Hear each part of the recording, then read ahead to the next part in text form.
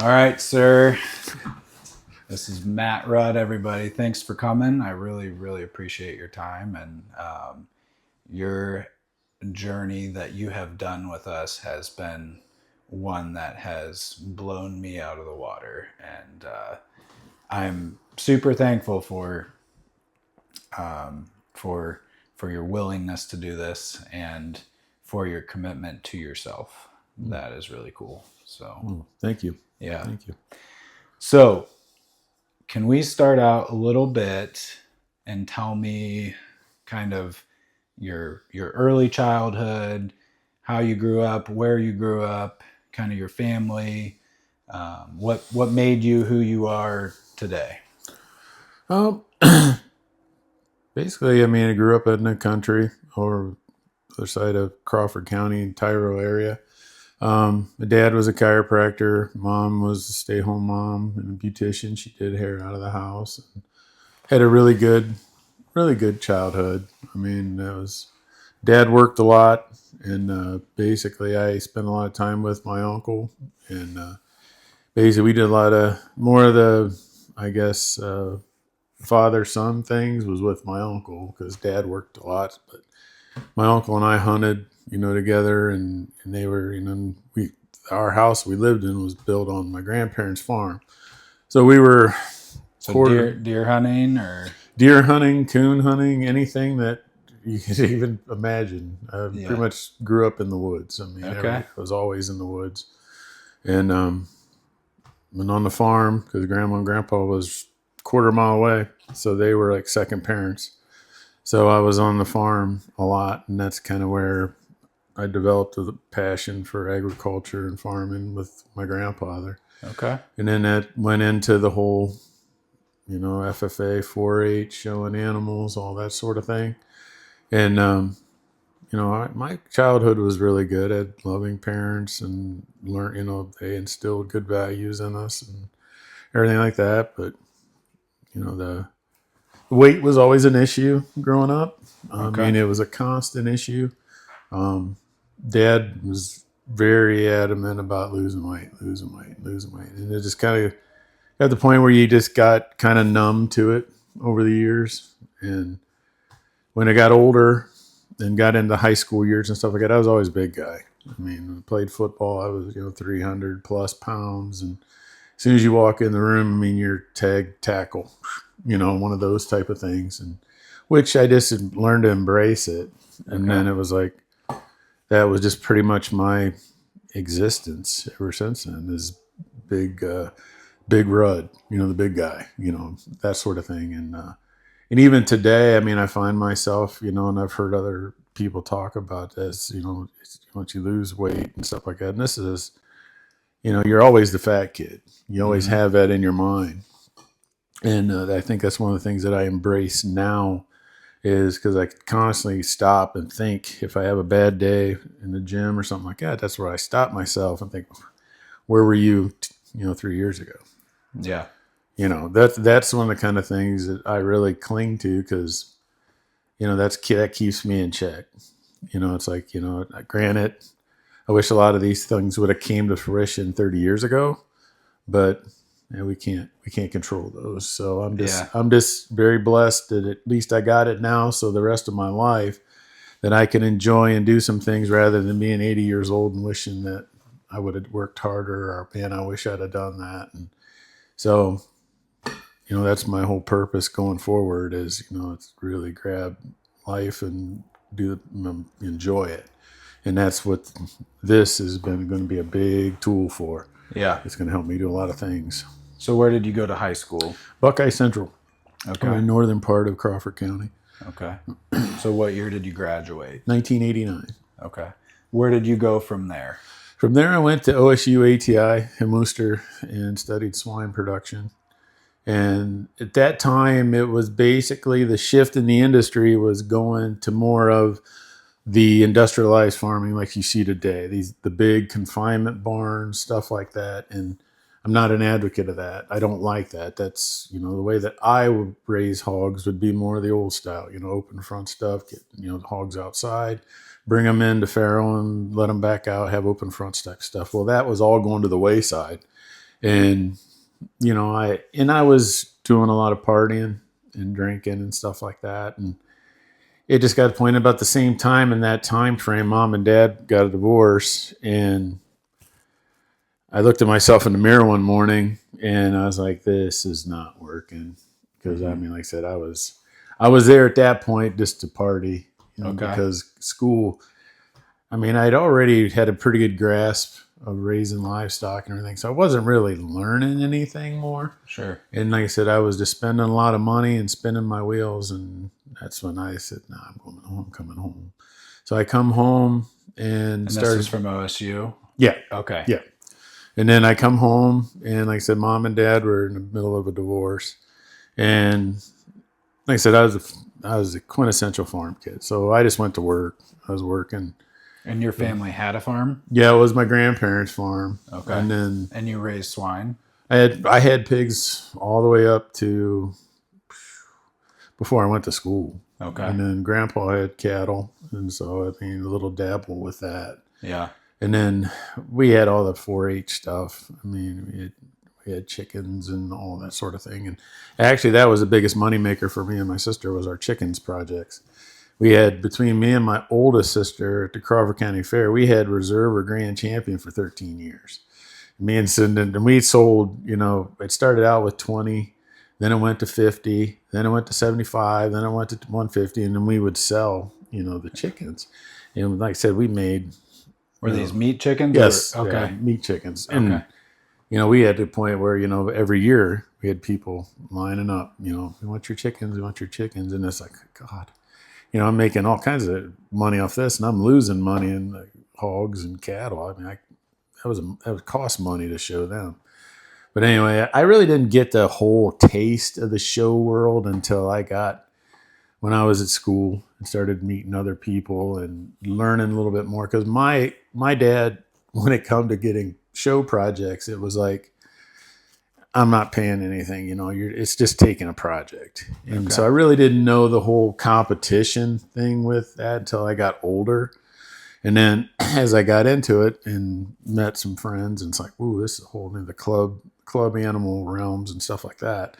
Then it was like, okay, now we know. So and then I've kind of, when I got married and had kids and stuff, that's when we kind of caught fire then, because then I was like, okay, then my youngest daughter, she's the one that really took it and run with it. We showed all over the country with her and that sort of thing. But getting back to, I kind of come home, I started working, and then I got in the fire department at New Washington. Went through EMT school. I was running squad there and really, really enjoyed that. So I started running squad and went full time. And a good friend of mine that I went to school with, he was a deputy sheriff. And he's like, I always saw him, and he was a paramedic also. Started seeing him. I was like, man, you should be, what do you think about being a cop? And I'm like, with my past? No. He goes, well, what do you think? What about my past? I was like, oh, you got a point. Because he was older than me in high school, and he was kind of the partier and the good time guy, like I was. I was like, well, I guess that don't mean anything. It could change. So then I started thinking that it'd be a good idea. I could be a cop because I can relate. Because, it's like, everybody, you're just a person. Everybody makes mistakes, right. And sort of things like that. And then I went and I was like, okay. So then I was at that point, I went back and I was taking classes at Mansfield, at OSU. I was still continually trying. I was floating around a lot, which exact way I wanted to go. But then kind of once I got into the criminal justice thing, then that's where I kind of caught traction. And I started taking criminal justice classes. And then I was on Crestline Police Department to go through the police academy. And I was like, well, we're going to get this done. Well, my dad came to me one night and he's like, listen, he goes, you're getting to the age where, he says that, and he was a big advocate of school. Mm-hmm. Really got to get a degree, you got to get a degree and all this. And it just pounded me all the time. So I was like, what? He goes, if I want you to go to school, get a bachelor's degree, do it now before you get married, do something. He says, go back now. He says, you got all these credits, get them. So I said, okay, Dad. So I went to Wilmington. Because Wilmington was only school in the state of Ohio State that had agriculture. So I went down to Wilmington, and I studied both agriculture and criminal justice. Weird mix, but it worked. And went ahead and I had a little situation down there when I was at school. I got busted for DUI. And because I was partying, and well, I was in my dorm room, and the girl I was seeing at the time called me from the bar. And I had no plans on going out. Well, of course, you're a young man. Okay. So me and a buddy. Right there. Yep.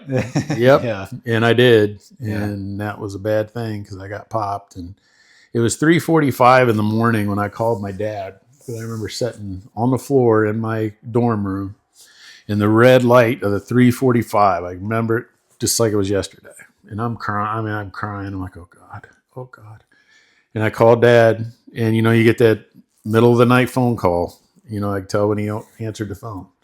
He's like, "What's going on?" I said, I got popped, Dad. I got arrested. And he got real quiet, and I'm waiting for it. And he goes, "Well, son, this has been coming a long time."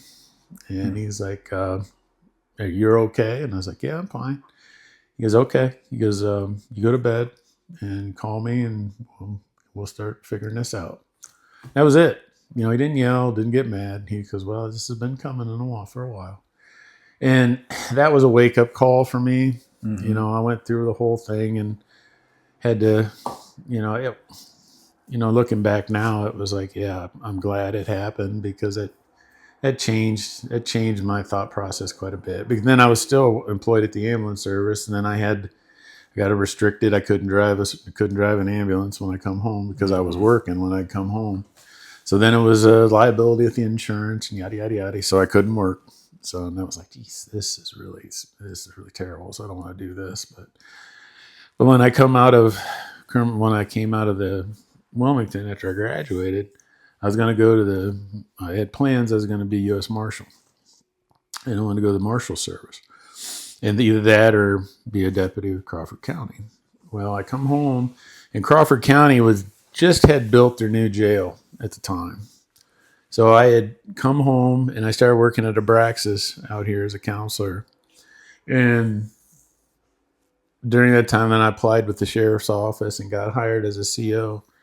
And so I started working out there. And I got working third shift, and I talked to Sheriff Schalber at the time. Ronnie was the sheriff then.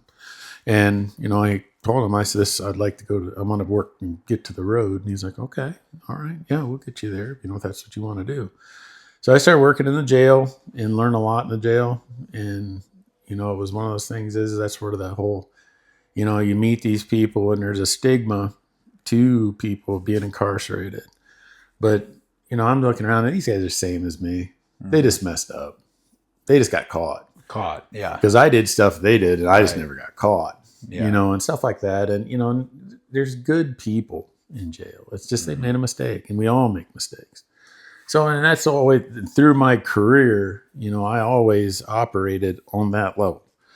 I always treated everybody with respect until you didn't respect me. Mm-hmm. And if this goes the wrong way, this is on you, not me. Yeah. If it goes south and we got to roll, it's going to be on you, not me. Yeah. And and I had a good career. I mean, except for the politics, that's what put me out. Yeah. And when I was working in the jail, my wife Kim, that's where I met her. She was head of the food service. Okay. And the Steve Jones was my training officer, my sergeant, and he was showing me around when I got hired, and Kim would come in the mornings, her and one of her staff, to start breakfast. And he was introducing me to people, and they had this big door with a mirror or the window that looked into the kitchen. Kim come to the window, and she pounded on the window and was waving at Steve. And I said, well, who's that? He goes, oh, that's Kimmy. And I was like, oh, okay. And it was just like, okay. Yeah. Interesting. And so over the time it went on, we got to know each other, and we got to be friends. And then it was just kind of as year went on, it got, better. And then I got the opportunity to go to be a deputy marshal. I took the test and everything, and we had I got my letter, and I was going to go to Glecko, Georgia, to the U.S. It's the Federal Law Enforcement Training Academy. All the different branches trained at Glecko, Georgia. And I was talking to Kim because I worked third shift then, and usually before I go home, I go and we go in her office and I drink coffee with her before I go home. And I was talking to her about it, and she's like, "Oh, you're going, huh?" And I was like, "Well," I said, here's the shot. Like I'm going to go to Georgia for, I forget what it was, 18 weeks or something." And she's like, "Yeah, but you could be anywhere." And I was like, "Yeah, I could be anywhere in the United States, and then I have to work my way back." She said, "Oh, okay." Didn't really say much about it. And it was a couple nights later, my dad and I were shooting pool because I was living with my dad then. And and that's about the only time, unfortunately, man, I could say that it sticks out in my head that the father-son talk. And he's like, what's going on? Because we were talking about, well, you should be on cloud nine. You're going to be, going to go and you're going to be a deputy, a marshal, and blah, blah, blah. So I don't know. And he goes, well, why? What's going on? And I was like, I told him about this woman I met. And he's like, oh, okay. Mm-hmm. He's like, well, okay. He's like, well, he goes, that's your decision. And so I was like, well, it's, I'd been in the jail just about 2 years then. And I was getting close because I was on, they were going to get ready to start calling up the next group to go to the road. And I was like, well, okay. So then I went and talked to Kim next morning, and I said, I think I'm going to stay. And she's like, what? And I was like, yeah, I think I'm going to stay. And she had this little smirk on her face, this little smile. And she's like, you are? And I was like, yeah, I'm staying. And she's like, and I said, I'm getting ready to go to the road. And I said, it'll be different when I get to the road, and that'll be where I want to be. And like I said, I could just tell in her face that was the right call. And that was. Were you dating at the time? No.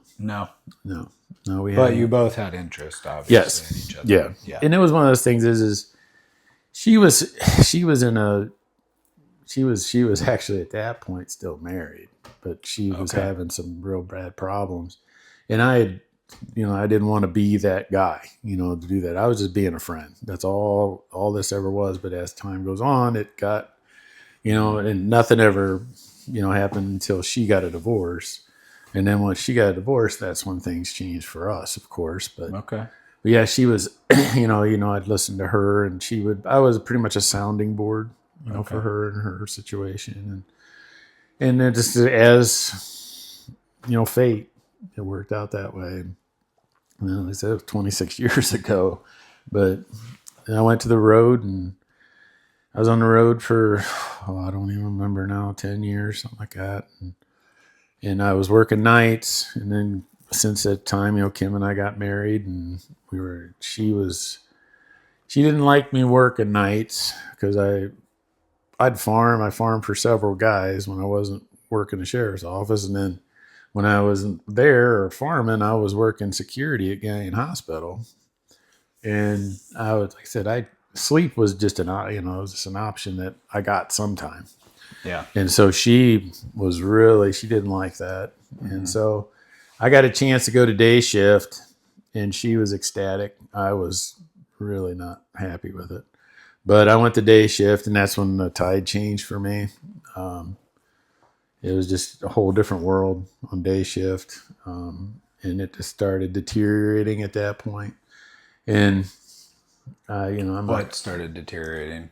My love of the job. Okay. Gotcha. And just the people I worked with. And like I said, I'm not going to smear anything or do anything like that. But it just changed for me. Okay. And the biggest thing is it made Kim happy. So that was fine. Because if I would have stayed at the sheriff's office, we probably wouldn't have lasted. Because it just wasn't working. It didn't vibe like it should. And over time, then I got a chance to go, and I left the sheriff's office and worked juvenile court as a probation officer. And, then it was like I said, it was one of those things. It was a good change. And then that was that was 10 times worse as far as political than the sheriff's office.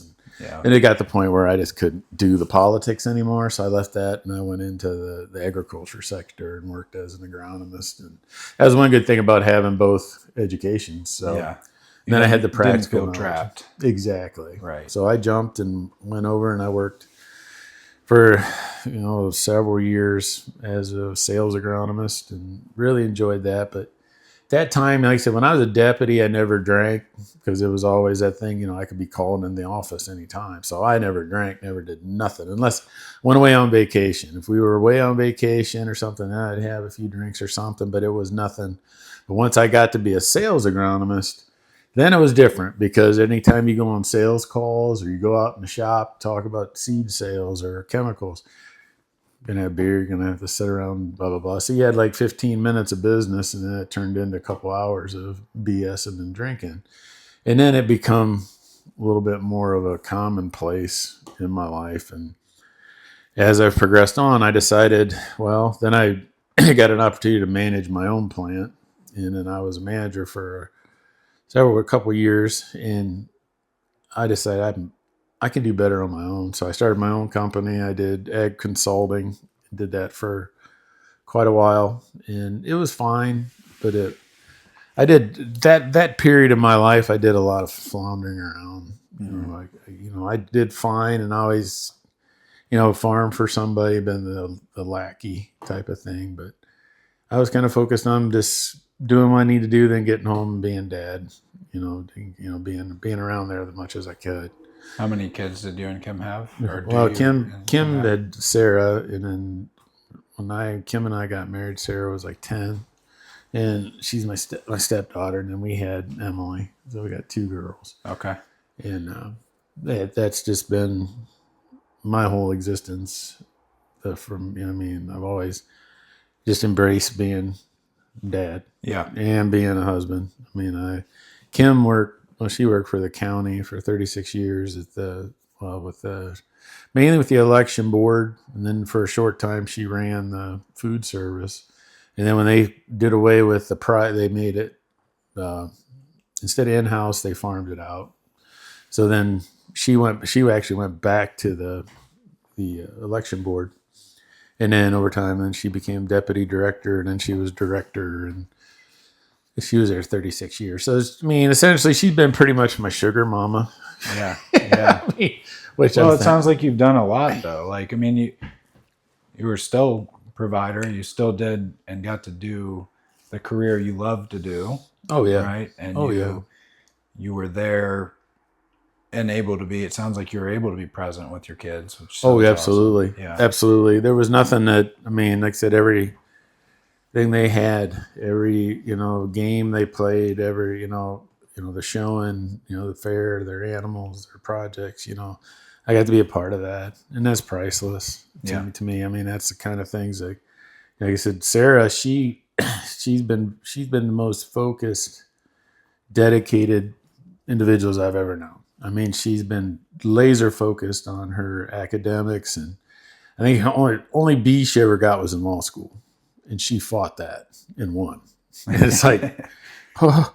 And I remember when I was working, and I'd come home at 4:00 in the morning from working security, and get ready to go lay down in her room. Her light would be on, and I'd poke my head in there, and she'd be laying there asleep in bed with this, her books on her and all this stuff. And it's like, and then it's just like that dedication that she had. It was just like.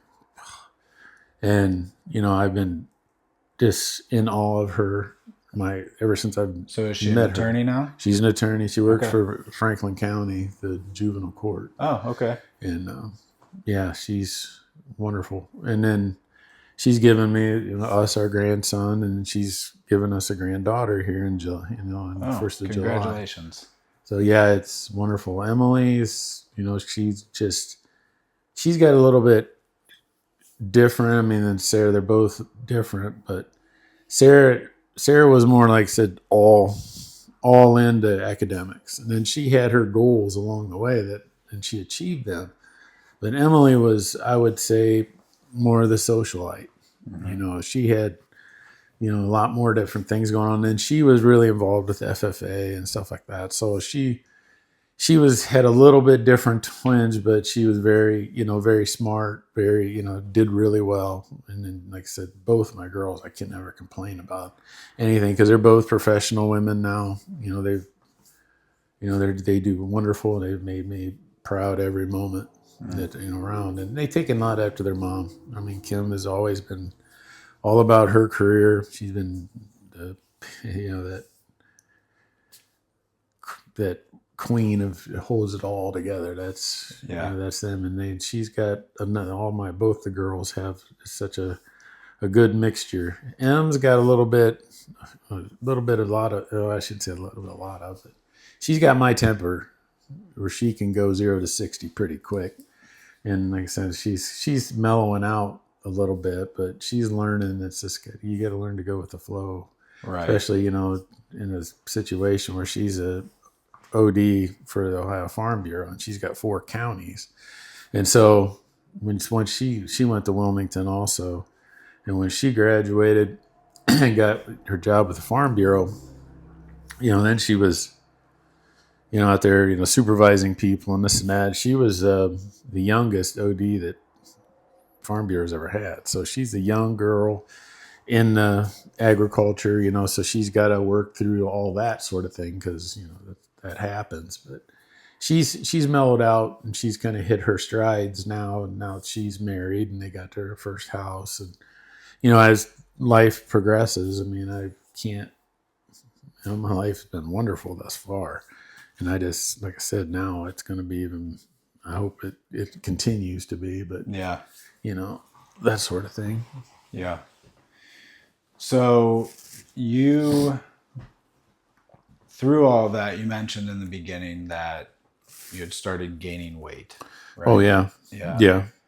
So the weight's always been a problem from when you were a kid, mm-hmm. and then has progressed, and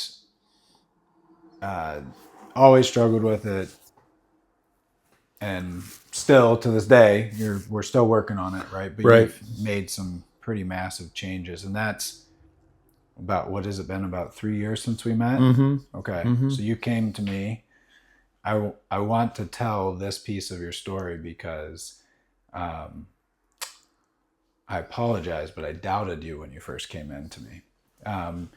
You were 448 pounds when you came to me. Mm-hmm. That was the first actual hard number that I could get. I'm sure that was probably more than that before, at times when you couldn't. I mean, I've been to the doctor and they would just say over 350, one of those deals, until because that was the max of their scale. Exactly. Okay. So I mean, I'm sure I probably was more, but that was the first rock solid number that I'd had in a long time. How did you get that number? At Dr. Susan. They finally had a scale that Susan Krebs' office. Okay. Yeah. Gotcha. And that was the first real numbers that actually hit my head, and it was like, so oof. I'll get into the story and why I doubted you at first. A little bit judgmental on my part, but so how was that weight impacting your physical and mental health and your relationship with Kim? And when did you do you drink at all now, or no? Okay, no. So when did you stop drinking? May 18th, 2018. Okay. So been sober for a while. Yep. We're going on 8 years, right? They're coming up on 8 years. Mm-hmm. So that's awesome. Congratulations. Mm-hmm. That's it was one of those things is I knew what was happening, and we did a lot of camping, and we were permanent in the summer, and we had wonderful friends. Well, they're still wonderful friends, but we had friends that we camped with, and the weekends were for parties. I mean, we did our share. okay. And Kim included? Kim, not so much. Okay. She's always been she's never liked that feeling, that buzz feeling. Yeah. Mm-mm. No. Yeah. We've been together 26 years, and I've only seen her drunk twice. Okay. And once was at the campground. They made pudding shots. The girls made pudding shots, and it got a little rough then. But no, she was never. I was, like I said, it was usually me, Mm-hmm. and that as that went on, it was just, like I said, it was just the weekends. I didn't drink during the week very much. I did some, but nothing to the group. But then, as like I said, as time went on, it progressed, and then it was like I started to get into this routine where Kim would go in after supper and stuff like that at night, and she'd lay on the, sit on the couch or lay on the couch and go to sleep. Emily was still in school, and she would go to her room and be doing. So I'd go to my office and sit out there and be on the computer working on different things looking at maps and stuff like that for my business. Well, then it was like, just have me a drink. Mm. Well, then that started to be a nightly thing, and those drinks started getting stronger and stronger and stronger. And at that time, this was, drinking liquor and mixing and this and that. Well, like I said, it got to be a nightly thing, and it was a point where I knew and I was cognizant of what was going on, because it was like, this is, I got to get this under control. Well, over time, it was a thing of basically my monster turned on me, and then it got to be, drinks for everything, and then it's like it just started ruling everything. Go golfing, it was to drink. If I was going to go, to the barn to go work on something, it's going to be drinking, stuff like that. And you go on vacation or go away, well, we're going to be drinking too, that sort of thing. And it started to the point, like I said, then it got to the point where I was drinking every day. And I didn't go to bars or anything like that. And I'm not trying to justify anything because it was wrong. But I knew Kim was going to come. It was going to come to a head to the point where Kim's going to, and I know how she is, where she's going to come and say, we're done. This is it. Either you're straightening up or I'm out. Mm-hmm. And it did. It's exactly how it was. She come to me and she goes, I can't take this anymore. And my response to her was, okay. Yeah. And she left, and it was probably within an hour. I was sitting there in my front room drinking a beer because I'd quit drinking liquor because I had an incident with my daughter. And when she was showing, she was all about her sheep and goats. And when she got old enough, we were at Louisville one year, and I was drinking a beer, and we were trimming lambs. And I picked up a beer, and Emily come over. She goes, "You don't touch my lambs if you've been drinking. Go get out of here." Because she's old enough that she kind of took the reins then. It was like she was taking care of the feeding, and she was probably 14. She knew what she was doing. So I was like, okay. She goes, "You don't touch my animals if you've been drinking." Yeah. So it was on a Sunday. We was at the house, and I was in my office, and she was down in the barn working. And I decided to go down there, and I'd been drinking, and I'd had too much. And I went down to the barn. She had the goat that she had on this trim stand, and it was a lamb. Anyway, she was trying to get him in the head shoots and put him in the. At least she used to tie him up and let him stand in the blocks, Mm-hmm. And she was having trouble with one. And I come down there, and things just went nuts. She goes, she basically popped off to me, and I didn't appreciate that. I blew up on her, and I cussed her like a sailor. I didn't hit her. But as I look back in retrospect, words hurt just as bad as physical. Mm-hmm. And it was, just horrible. And, still to this day, it's rough. And we've talked many times since then, but I remember we were going to town a couple of days after that. And I told her, I said, "I'm so sorry." And she goes, "Dad, that wasn't you." I know. And then she goes, "You can talk to me." And I was like, and I swore off harder than I did since then. But then I started drinking beer because I can handle beer. Yeah, okay. Well, the beer started being, a case a day, 30 a day.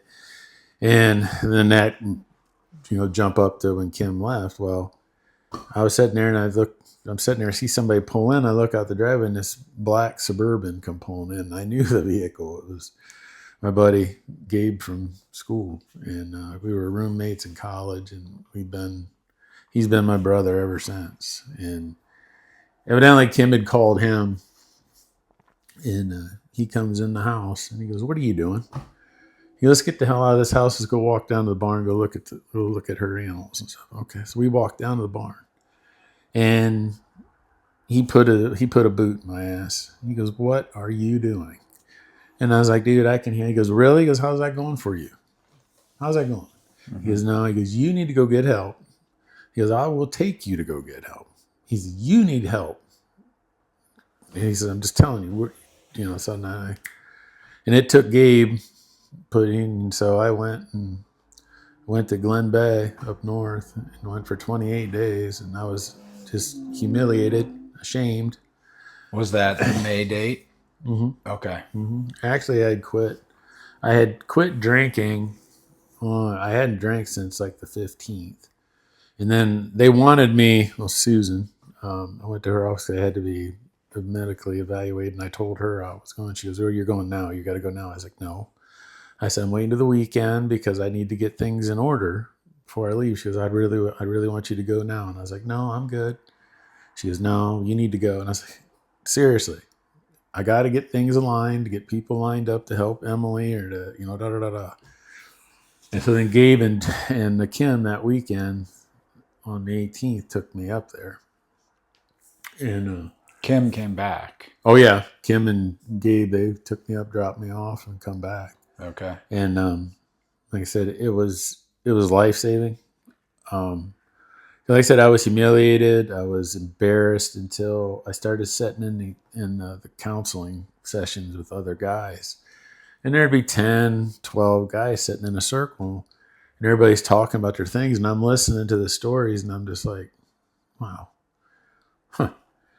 Everybody in that room did the same rap, same lines, same lies, played the same tricks, trying to hide this, trying to mask they were drinking, stuff like that. And I kind of came up with my own analogy that we're all caked as different frosting. And so when I was at Glen Bay, they had a track that went out and went around a pond and then went down in the woods and then came back around. Well, I'd started walking that track every day and multiple times a day. And I started really reflecting and really doing a lot of focusing. And that was my thing. That became my wheelhouse. And then Jerry Woods was a friend of mine that I met. He came to me one morning. He goes, "Hey, man," he goes, you mind if I walk with you?" "Yeah, no problem." So we started walking together and talking and sharing each other's, stories and thoughts and all these things. And it was liberating. Mm-hmm. And when I got out of my 28 days and I come home, I continued the walking. Walking was my thing. It always has been. And that's where I find my peace. That's where I find my time to pray. That's where I find my focus.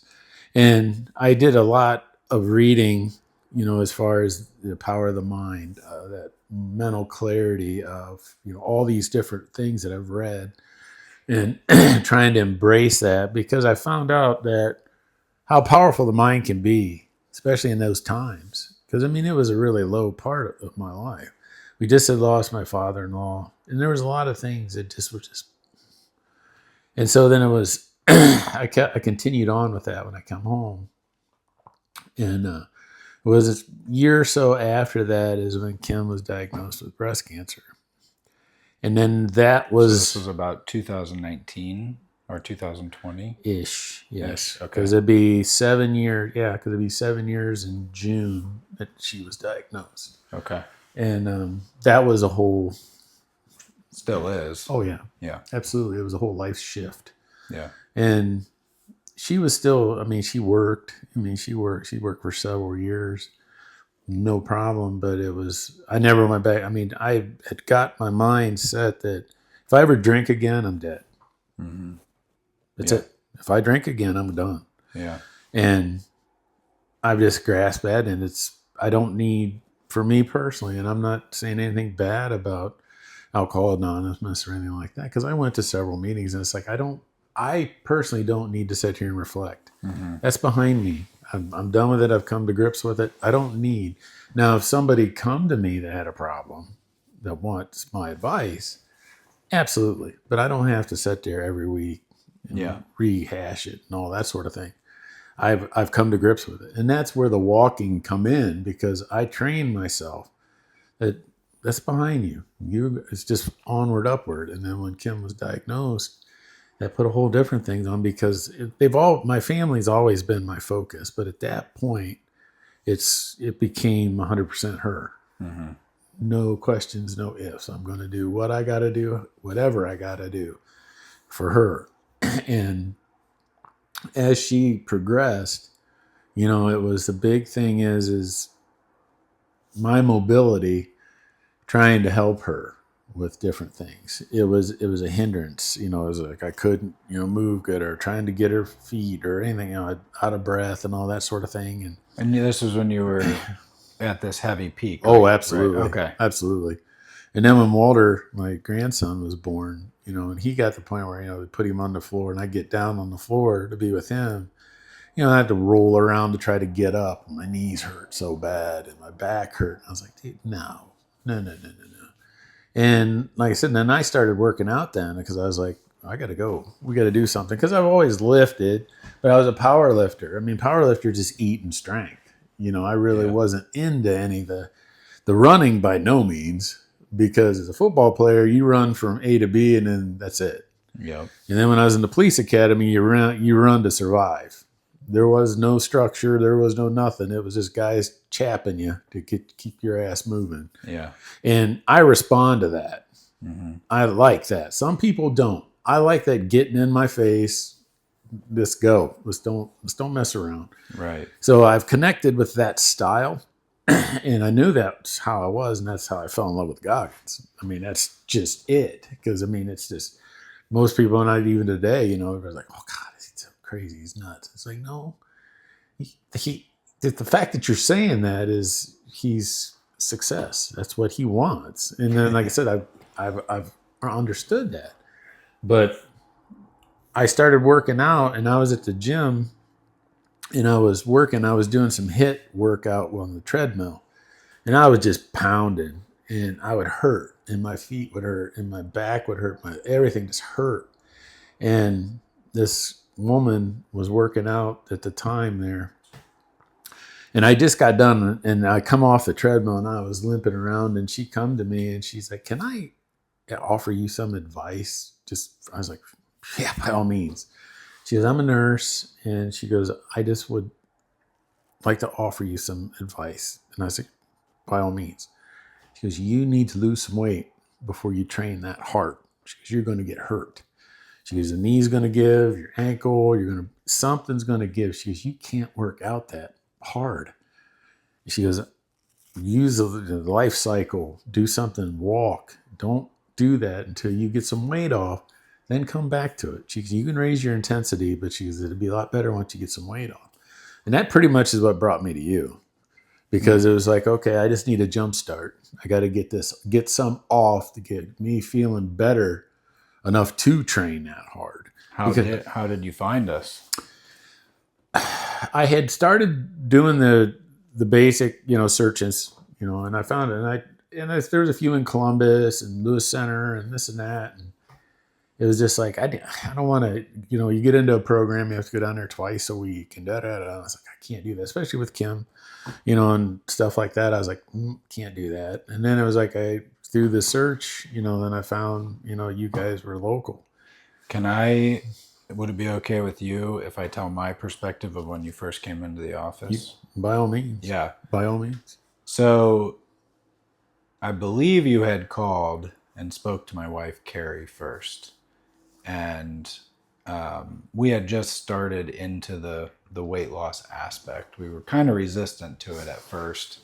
Weren't totally confident. We liked the GLP-1 medications yet, but we knew that it was something we could tap into to help people was the main reason. And so you had come pretty early on when we started the weight loss program, but you walked in after Carrie had talked to me, she had told me she had spoke to you. You came in, and and you had already had the mindset that you do and still carry today.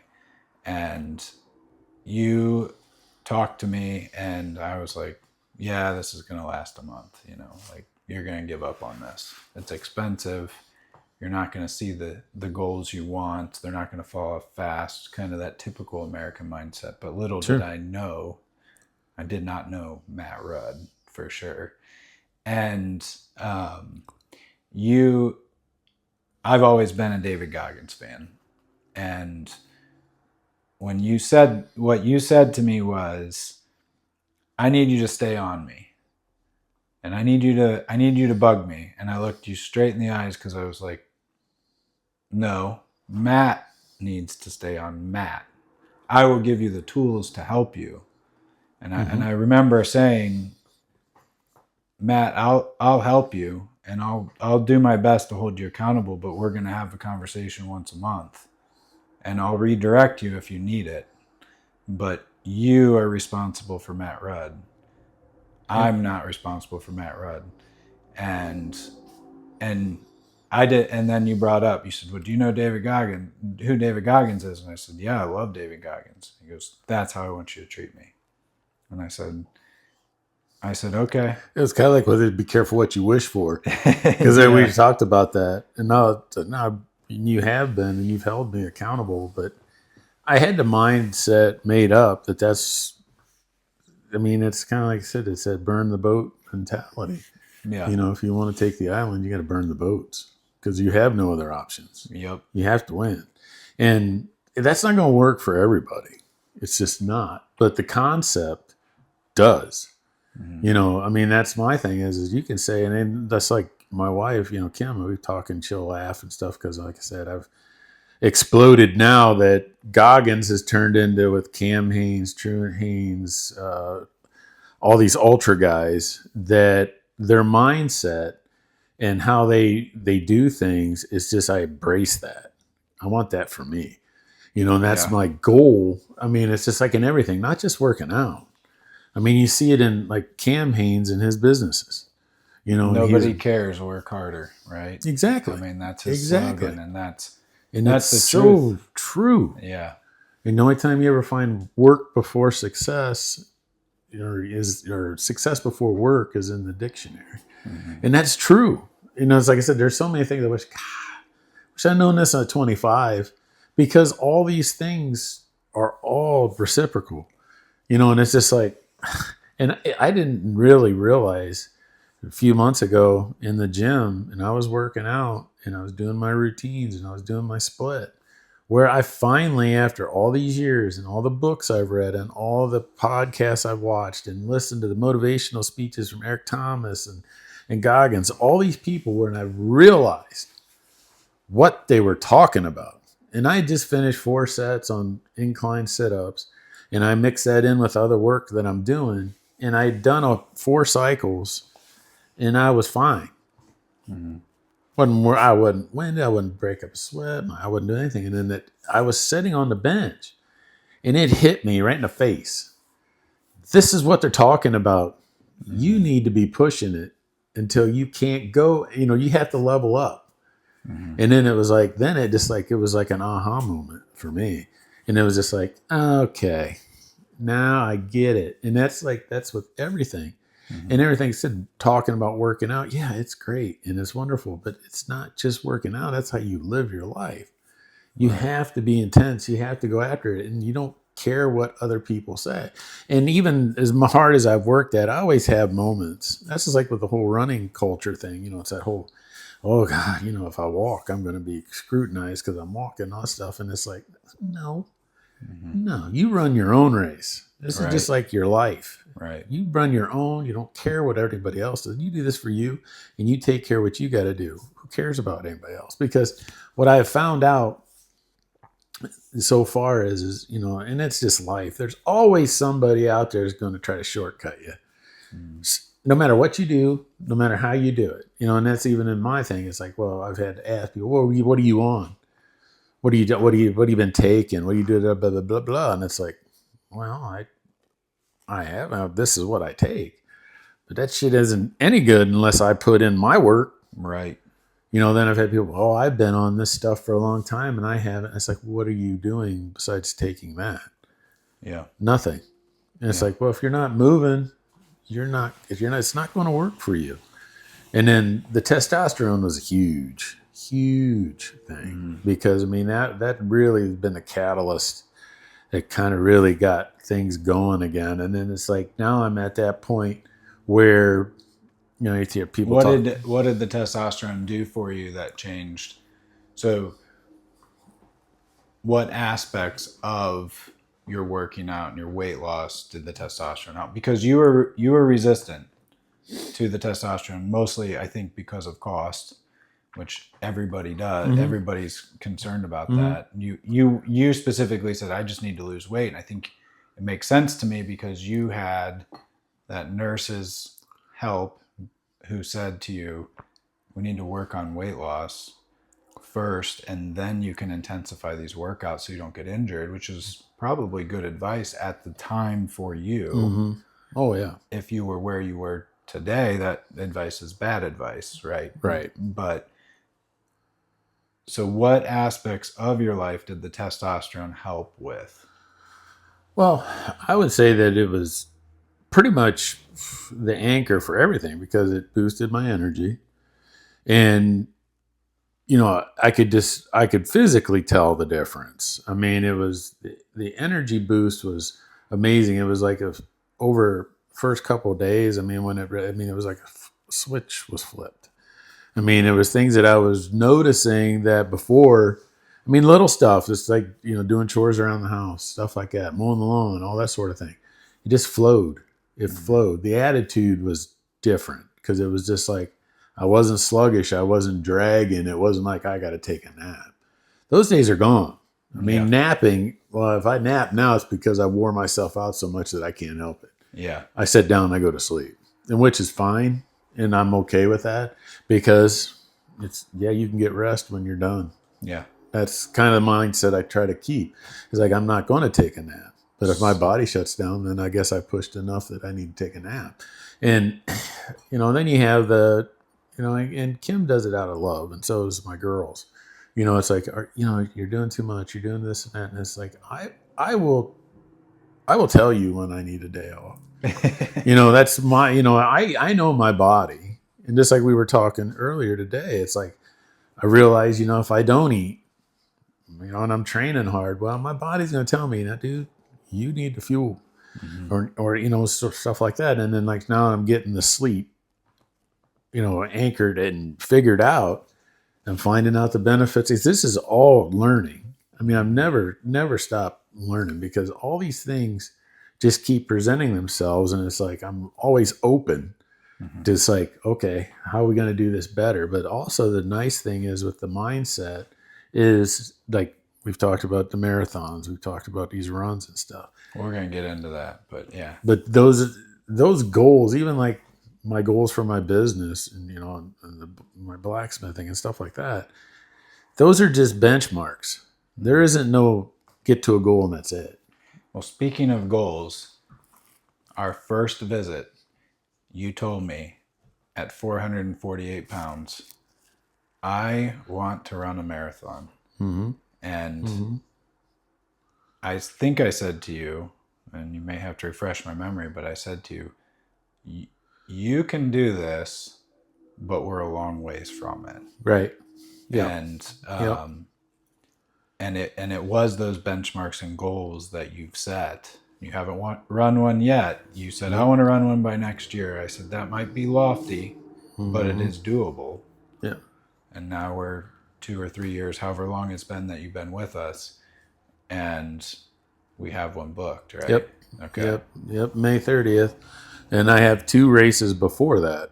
I have a kind of a build-up scenario. I got a 4-miler in April, and then a half marathon the first of the month of May, and then end of May. So yeah, they're slated, they're paid for, they're booked, and they're ready to roll. Yeah.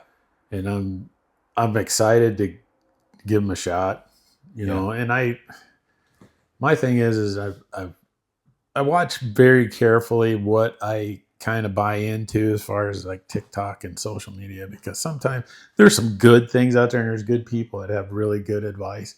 But then there's a lot of stuff. It's like, this is just, you're wasting your time. Yeah. The only way you're going to learn is do it. Mm-hmm. And then, hopefully you have good people that you can use as a sounding board that can give you some advice along the way. But the only way you're going to learn is to do it, and just to sit and try to pound and, I should or should. No, they're like, like Goggins, there is no failure. You just do it again. You learn, you just keep going. The only failure is when you stop, when you quit. And that's kind of one of the analogies that I've kind of adopted for my life going forward is Chad Wright. He's an ex-SEAL, and I really like him. Bearded guy. Yes. He's really cool. And he's done, I've watched his Ultra strong documentary. Christian dude too. Yeah. And he had one of his podcasts, and I've kind of adopted his one. And for me, it's like, I'm going to be physically harder and mentally stronger than anybody around me. Mm-hmm. And I will not quit. I will be there for my family, my team, my God. And it's like, especially the first part, physically harder and mentally stronger than anybody around me. Mm-hmm. And I've kind of just wrapped myself around that. Yeah. And that's kind of, I stole it from Chad, but that's my personal creed. Yeah. And it's helped me because I believe that as I've seen it, as I've gone on in my progression, at the gym especially, I don't go to the gym to bake cupcakes. I go to get work done. So, and you've always said that to me, and I've always appreciated that. That I think about that when I'm at the gym. It's like there are days when I just want to be lazy. I don't want to be there, and I always remember Matt saying, or you saying, I don't go to the gym to bake cupcakes. And I'm like, yeah, we shouldn't. Yeah. We need to be business time here. Yeah. It's business time. Yeah. So I don't do a lot of socializing or anything like that. You have the people that especially because I usually work out early in the morning. So you have this set sect of people that are always there. So you get these nice formalities, good morning, da-da-da. Well, as time goes on, one of the trainers there, I've got to be friends with him, and he had made a comment about me and work, and I was like, and he goes, he goes, you're a talker that, people talk about, I was like, what? He goes, yeah. He goes, there's people that know you're intense, you're working out, you're always doing something. I was like, that's what I told him. I was like, I'm not here to play around. And he's like, well, it shows, and I was like, well, that's good. But he's like, you've inspired me to get back to running. He says, because you talked about, you're running, you're training, you're doing all this sort of thing. And he says, and that's inspired me to do that. And he goes, and you inspire other people to work out harder. You don't have to say anything. And I was like, well, that's fine. Because, just like you said, when I first came in here, in your mind, how you felt. Goggins says that all the time. These people will come up to me, hey, dude, I want you to put me together a workout program. No, you're not going to do it. So I ain't wasting my time. Yeah. And he's right. I mean, and it's a hard thing. And I've had a couple of people ask me, how do you do this? How do you do that? Blah, blah, blah. And the biggest thing that makes me feel, I guess, arrogant is like, they say, well, I want to come and work out with you sometime. No, that's my time. Yep. That's my time. I'm not a trainer. I can tell you everything I do, and that's fine, but I'm not your trainer. I don't want people with me. I don't like that. Yeah. That's my time. Yep. And then sometimes like people get turned off by it, like, type of thing. And I don't care because it's, I 90% like Goggins, I about have to, because I talk about training alone. You're alone, and that's the thing is that's where you got to come to grips with that. Nobody's going to be there for you. Yeah. And all these guys, as I said, nobody's coming. Yeah. If you're waiting for your guardian angel to drop out, and I'm not trying to be sacrilegious, you're not going to drop out of the sky and make everything fine. No. My belief is, and I've struggled with Kim's situation. I mean, as far as the religious side of things. Yeah, me and God's been at odds here lately. I mean, Not that I question him, because I know he's true and I know he's real, but it's like, dang. I mean, we've been going through some rough stuff, you know. You have, and And go ahead. I don't want to interrupt you. that's the whole thing. It's like, you know, and I've come to the point, you know, forgive me for saying, but I mean, make it move. I mean, this is just agony. You know, I get to sit ringside watching my wife die every day. And if I say something even half on it, it's, you know, the other side of the coin is she's not here. Well, no, I don't want that. But then here, it's like I'm going through hell, watching her go through hell. And then the only other way is her not here. Well, then what's that for you? And it's like, what? And then they're like, all through all trials and tribulations, you know, something good, blah, blah, blah, all that. And it's just like, that don't help the now. You know, and I know it boils down to faith and all that sort of thing, but you know, God's not going to save you. He gives you the tools, and it's basically like the weight loss drug. You can give somebody the tools, but if you don't implement the tools, they're worthless. Right. And I feel like God's the same way. He gives you what you need to do to take care of the task. It's up to you to utilize it. For sure. And it's like, okay, well then, like I said, from my own personal standpoint, I guess that's why I train the way I do is it's like, I want to see how far I can run this train. Yeah. You know, and then another little tidbit that I've kind of got the point is, you know, the thankfulness, seeing, you know, Kim now that, bless her heart, you know, she's paralyzed. She's in bed. She can't, you know, probably never walk again. And it's like, I can run. I'm going to. I can go run. I don't know. I might shit myself or do whatever. I don't care, but at least I'm going to go run a marathon. I'm going to run several marathons because I can. And I'm blessed to be able to, because there's going to be a day I won't. That's just the facts of life.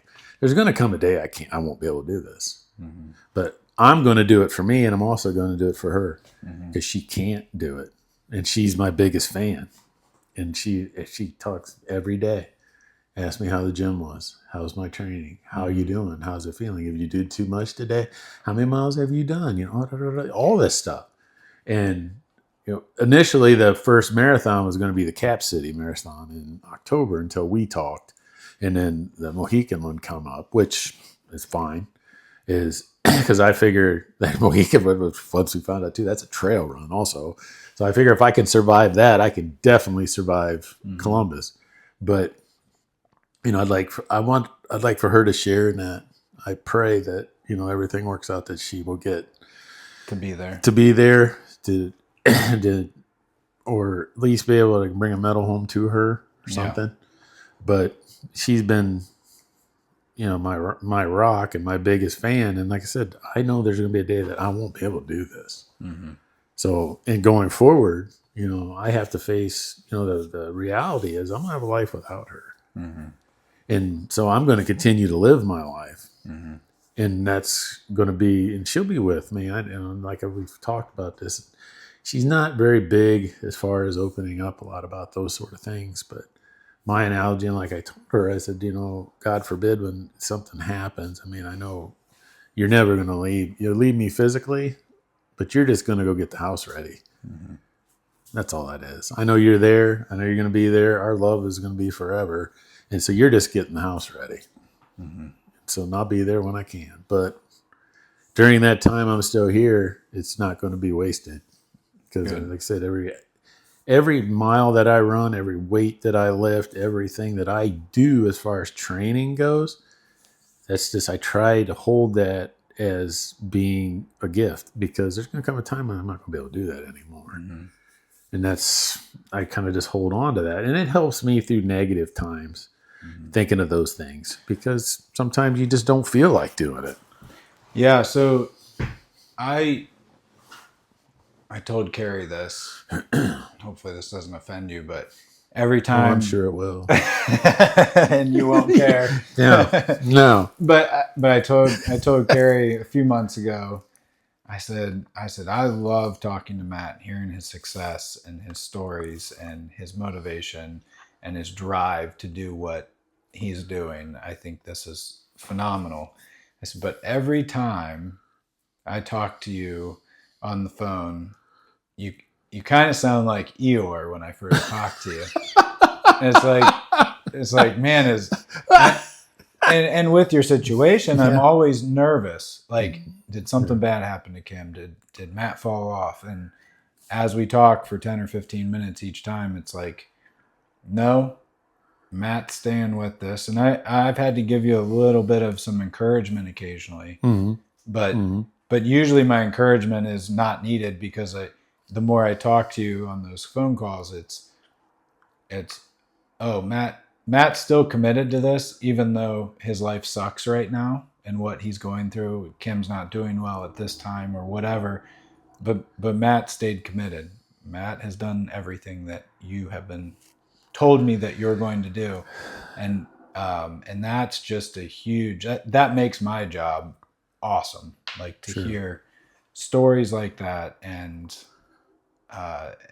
just the constant drive to keep up with this, because you're down now 176 pounds. It might be more since we talked last. I mean, it's been about 2 weeks since we talked when we set this up. So I don't know if you've dropped any more, but regardless, that's not the point anymore, right? We've gotten you to, you're going to continue losing weight because of your motivation to eat well and to exercise and to stay physically fit. But some of the significant things you've told me are, if you hadn't started this when you did, you wouldn't have been able to physically care for your wife. Oh, absolutely. Absolutely. It would have been, I mean, whatever we've gone through thus far would have been tenfold worse.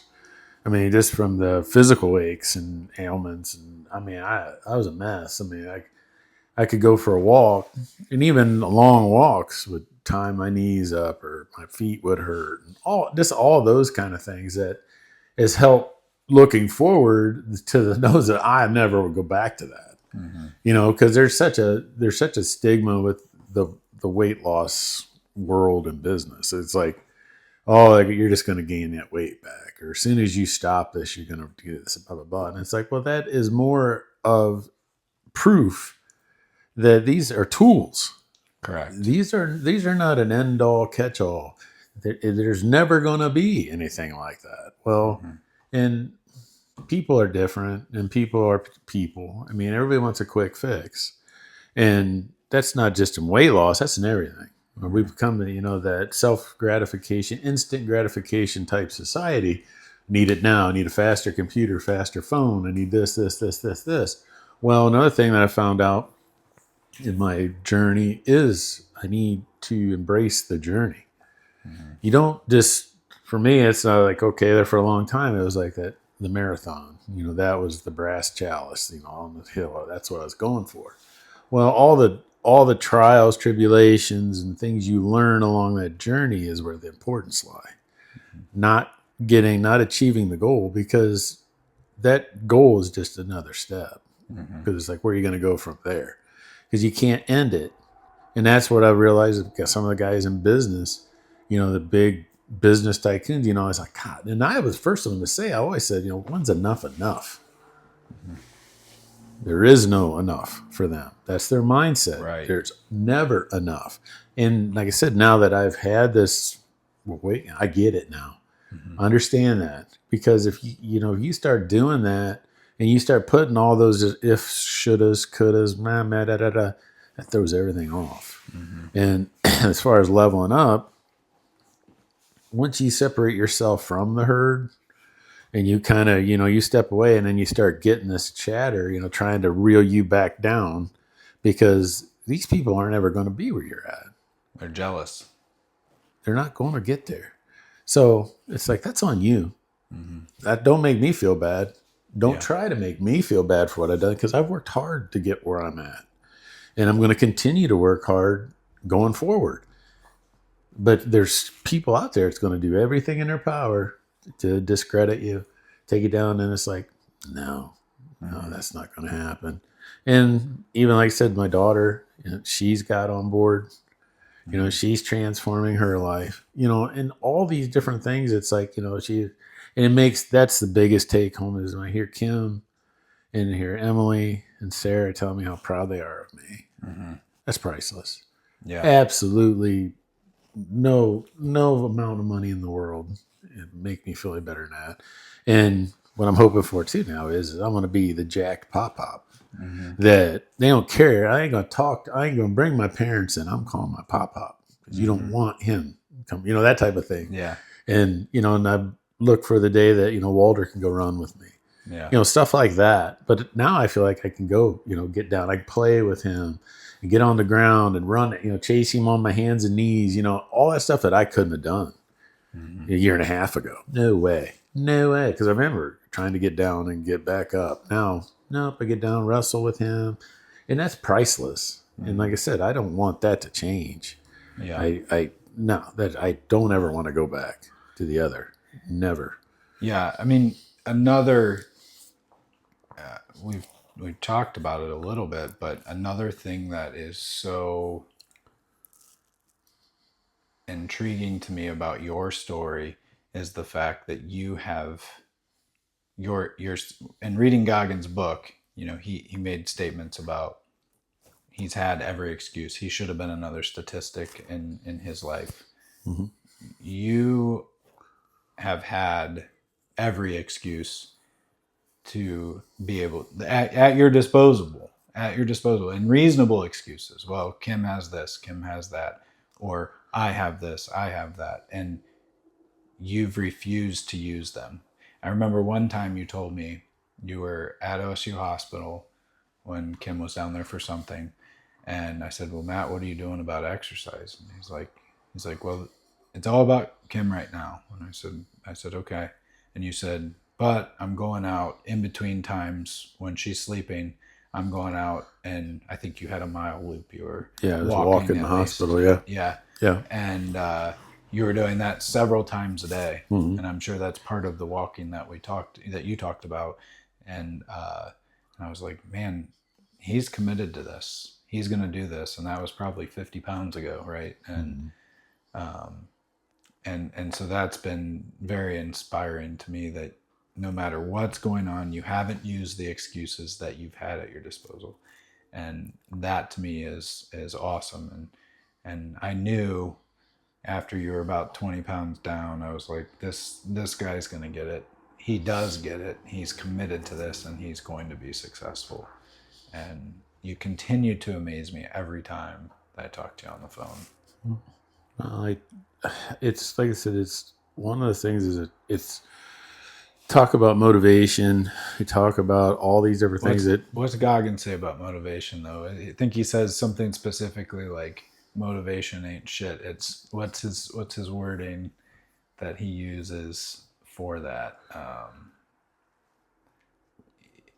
I think he says it's drive or like or just discipline. It's discipline. Yeah. That's the whole ball game. And it's like the discipline. Motivation's nothing without discipline. Right. Motivation's fleeting. I can be motivation. Oh, I can be motivated big time. 10 minutes later, it's done. Yeah. Discipline is structure. It's there. There is no. That's what people talking. I see this online. It's like, well, how do you motivate yourself to get out of bed every morning? Right. There is no motivation to get out of bed. It's a thing. It's a have to. When the feet hit the floor, I know I'm headed to the gym. There's no question. I don't care if there's snow asshole deep to a 10-foot Indian. I'm going to the gym. And I've done that. Unless it's a podcast in the middle of a snowstorm. I was at the nursing home. I had already worked out, but I had to come here.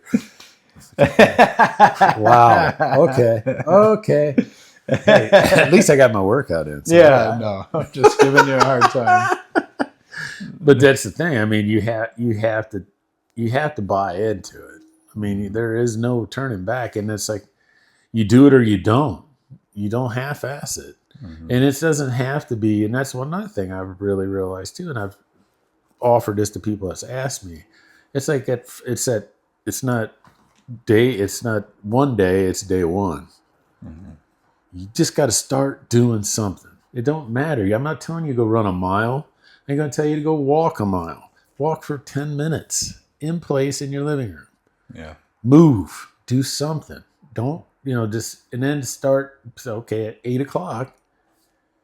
That's my time. 15 minutes, 8 o'clock every night. I'm doing some kind of activity.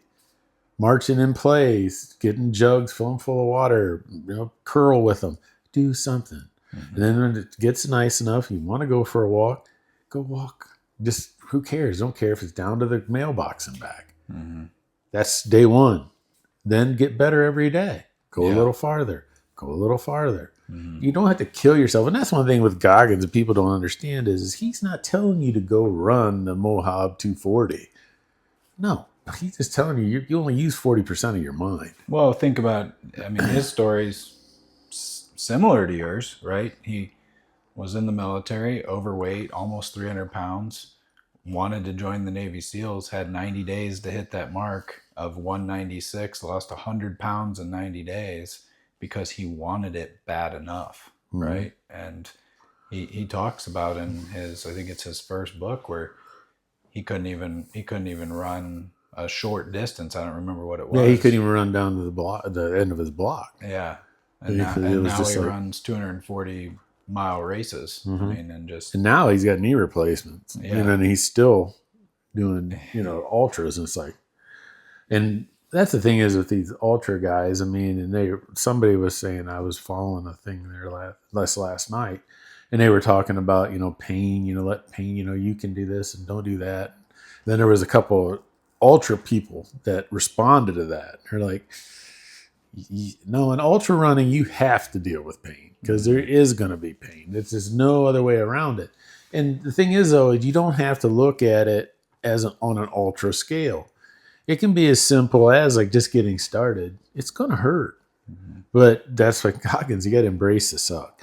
And there's one thing that I really, really embraced is you do something every day that you don't like to do. Mm-hmm. Find whatever it is. You hate it, just test it. Make yourself do that every day. And for me personally, it works. Yeah. It really does. I mean, there's certain things, like I said, I just don't like to do. And I make myself do it. And it's like, I feel accomplished. I feel just that extra little boost. And, there's a lot of things that I've seen along the way now that some people probably think it's stupid or crazy, but I don't really care. But like I scratched my back the other day. And I was sitting there with Kim, and I was like, holy shit. She goes, what? I was like, I felt my spine. She's like, what? And I was like, I literally, between right here, that's my spine. And she's like, what the hell? I said, I've never been able to feel my spine. And it was like on my shoulders. That's my shoulder bone. And she's like, just dying, laughing. And I'm just like, that's stuff that most people don't realize, and then thank goodness that through the training that we talked about the other day, the skin situation, it's shrinking, it's drawing in, where I thought that was going to be a real huge problem. But as long as I'm doing what I'm doing, it seems to be countering itself fairly well. Well, you've talked about skin removal surgery, and I mean, there is a possibility with your commitment to your exercise, you might not need it, which would be great, right? Right. I mean, that's the hope, right? That's so if that I want to get into a career modeling or something like that, maybe I have to, but it's not as going to be as dire as I initially thought it would be.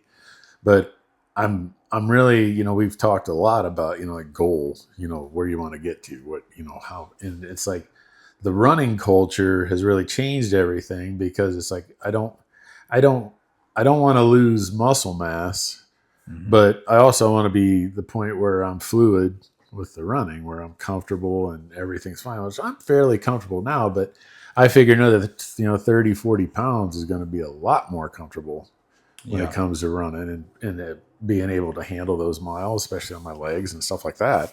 But, I'm overjoyed at the point where I'm looking at losing 30 pounds versus, 200. Yeah. And that's my goal now is I've lost, 170. I'd like to make a goal of losing 200. Yeah. And then you'll be there. Yeah. I suspect before May, before your first race or your second race, or the half marathon you're going to run in the beginning of May. That's where my thoughts are at, which I'm hoping. But slow and steady, right? I mean, exactly. Exactly. I want the viewers to understand that not everybody's story is going to be like yours. Like there are people that lose weight very fast. You're losing weight very fast because of your commitment to your diet and your exercise. I mean that like you said, it's the tools we've given you to help you do those things. Absolutely. But will you lose weight if you just take a GLP-1?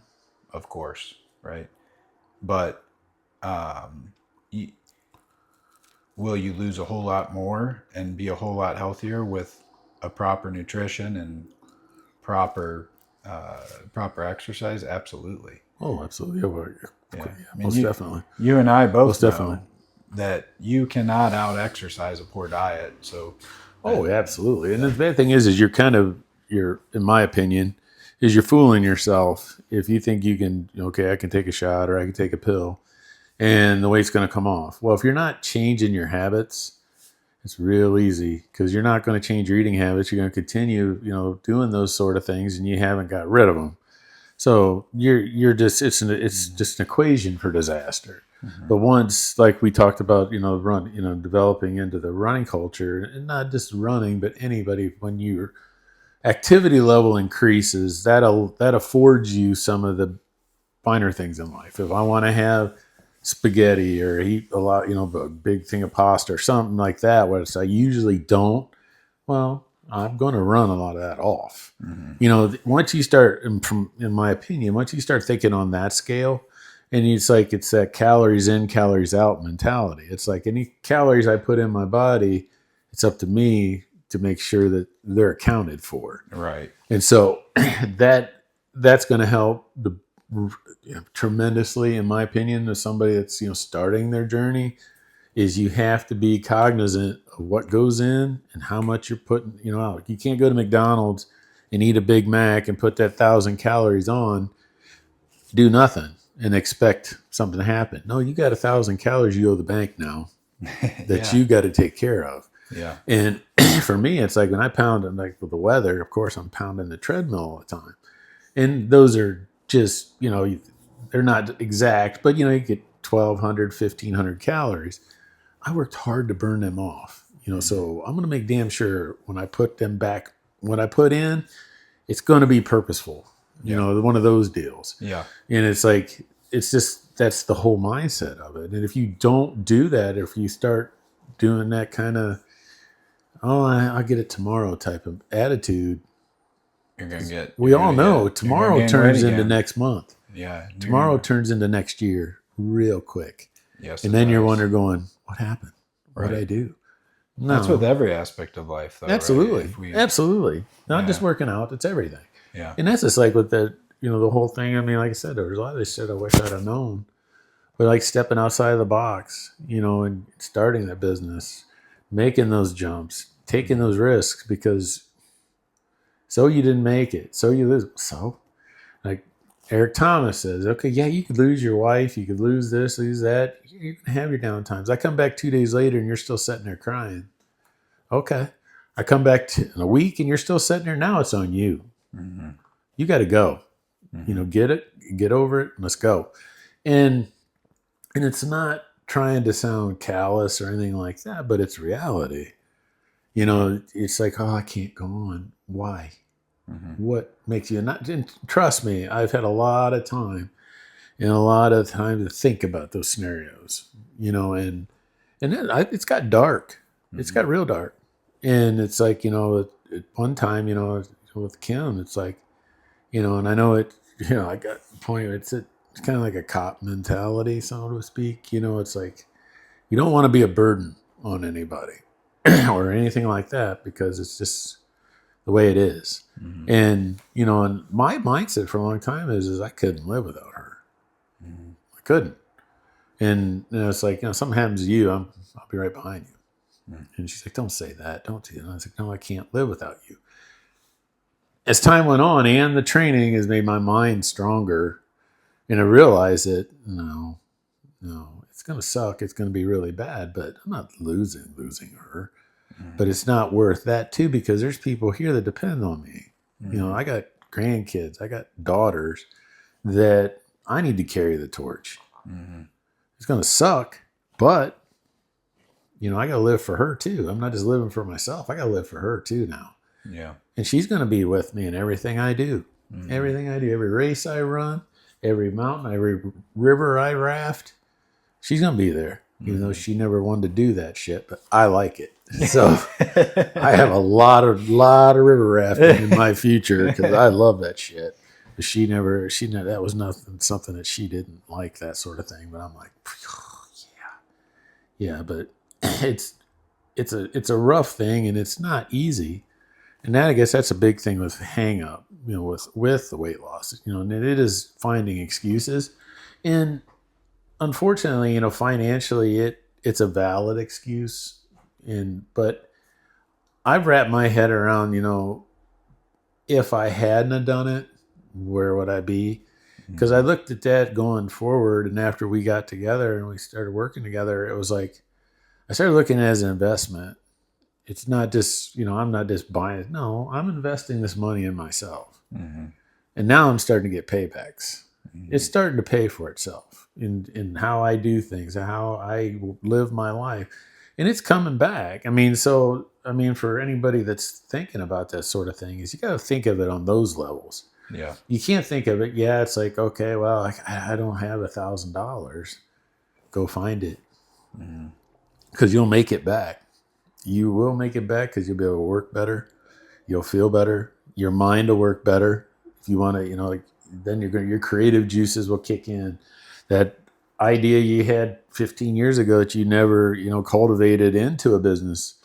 Those are the benefits. It's not just a weight loss thing. This is a total body healthy living type of scenario. And then commit yourself to it. Where there is nobody, and if it's bad juju in your life, get away from it. Even if it's somebody, you're really close to.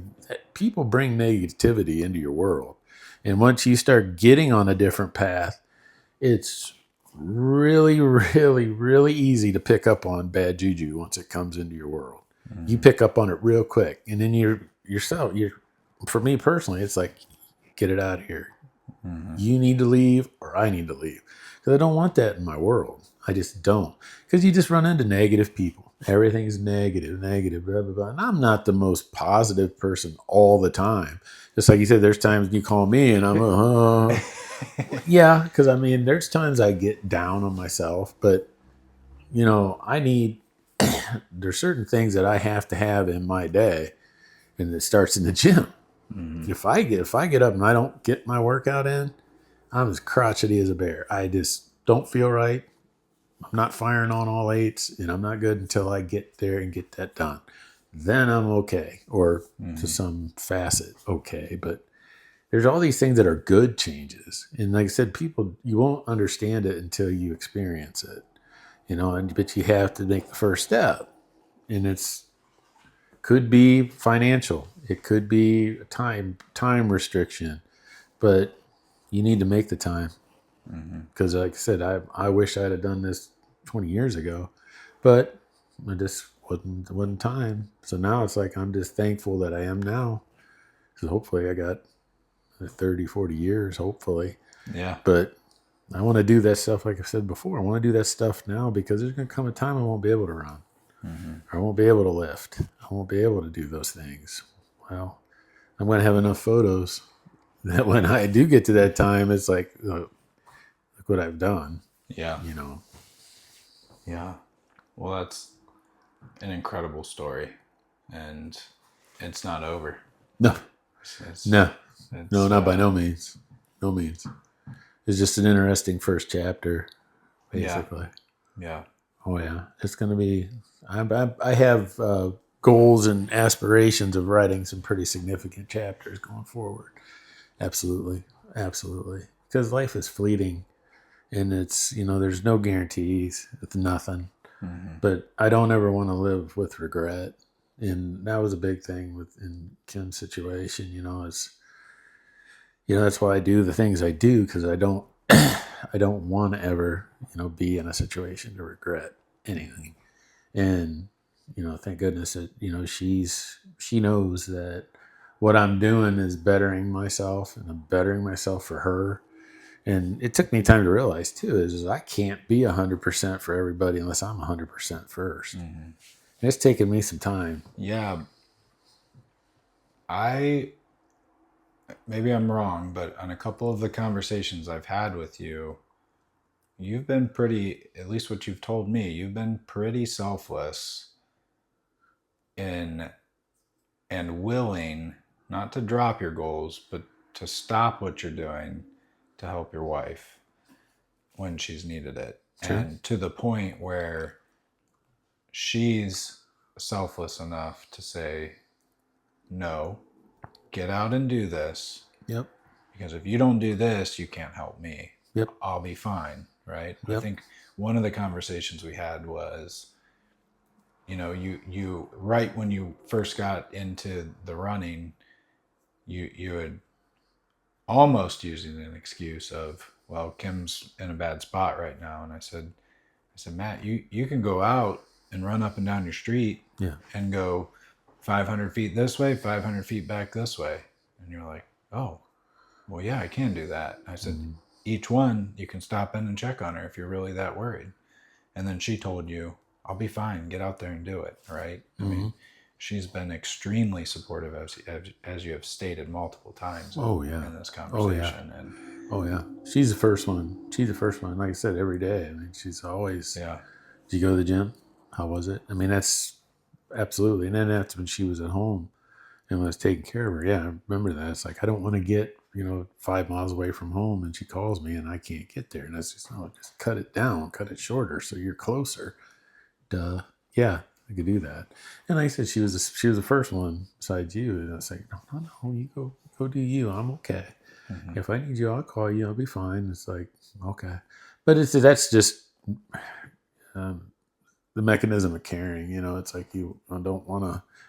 But like I said, she's my biggest fan, and I can't say enough about that. I've never met her, and I hope I get the opportunity sometime. I hope so too. I'm hoping she gets well enough so she can go to your race in May, because I'm going to be there. I'm hoping I run it.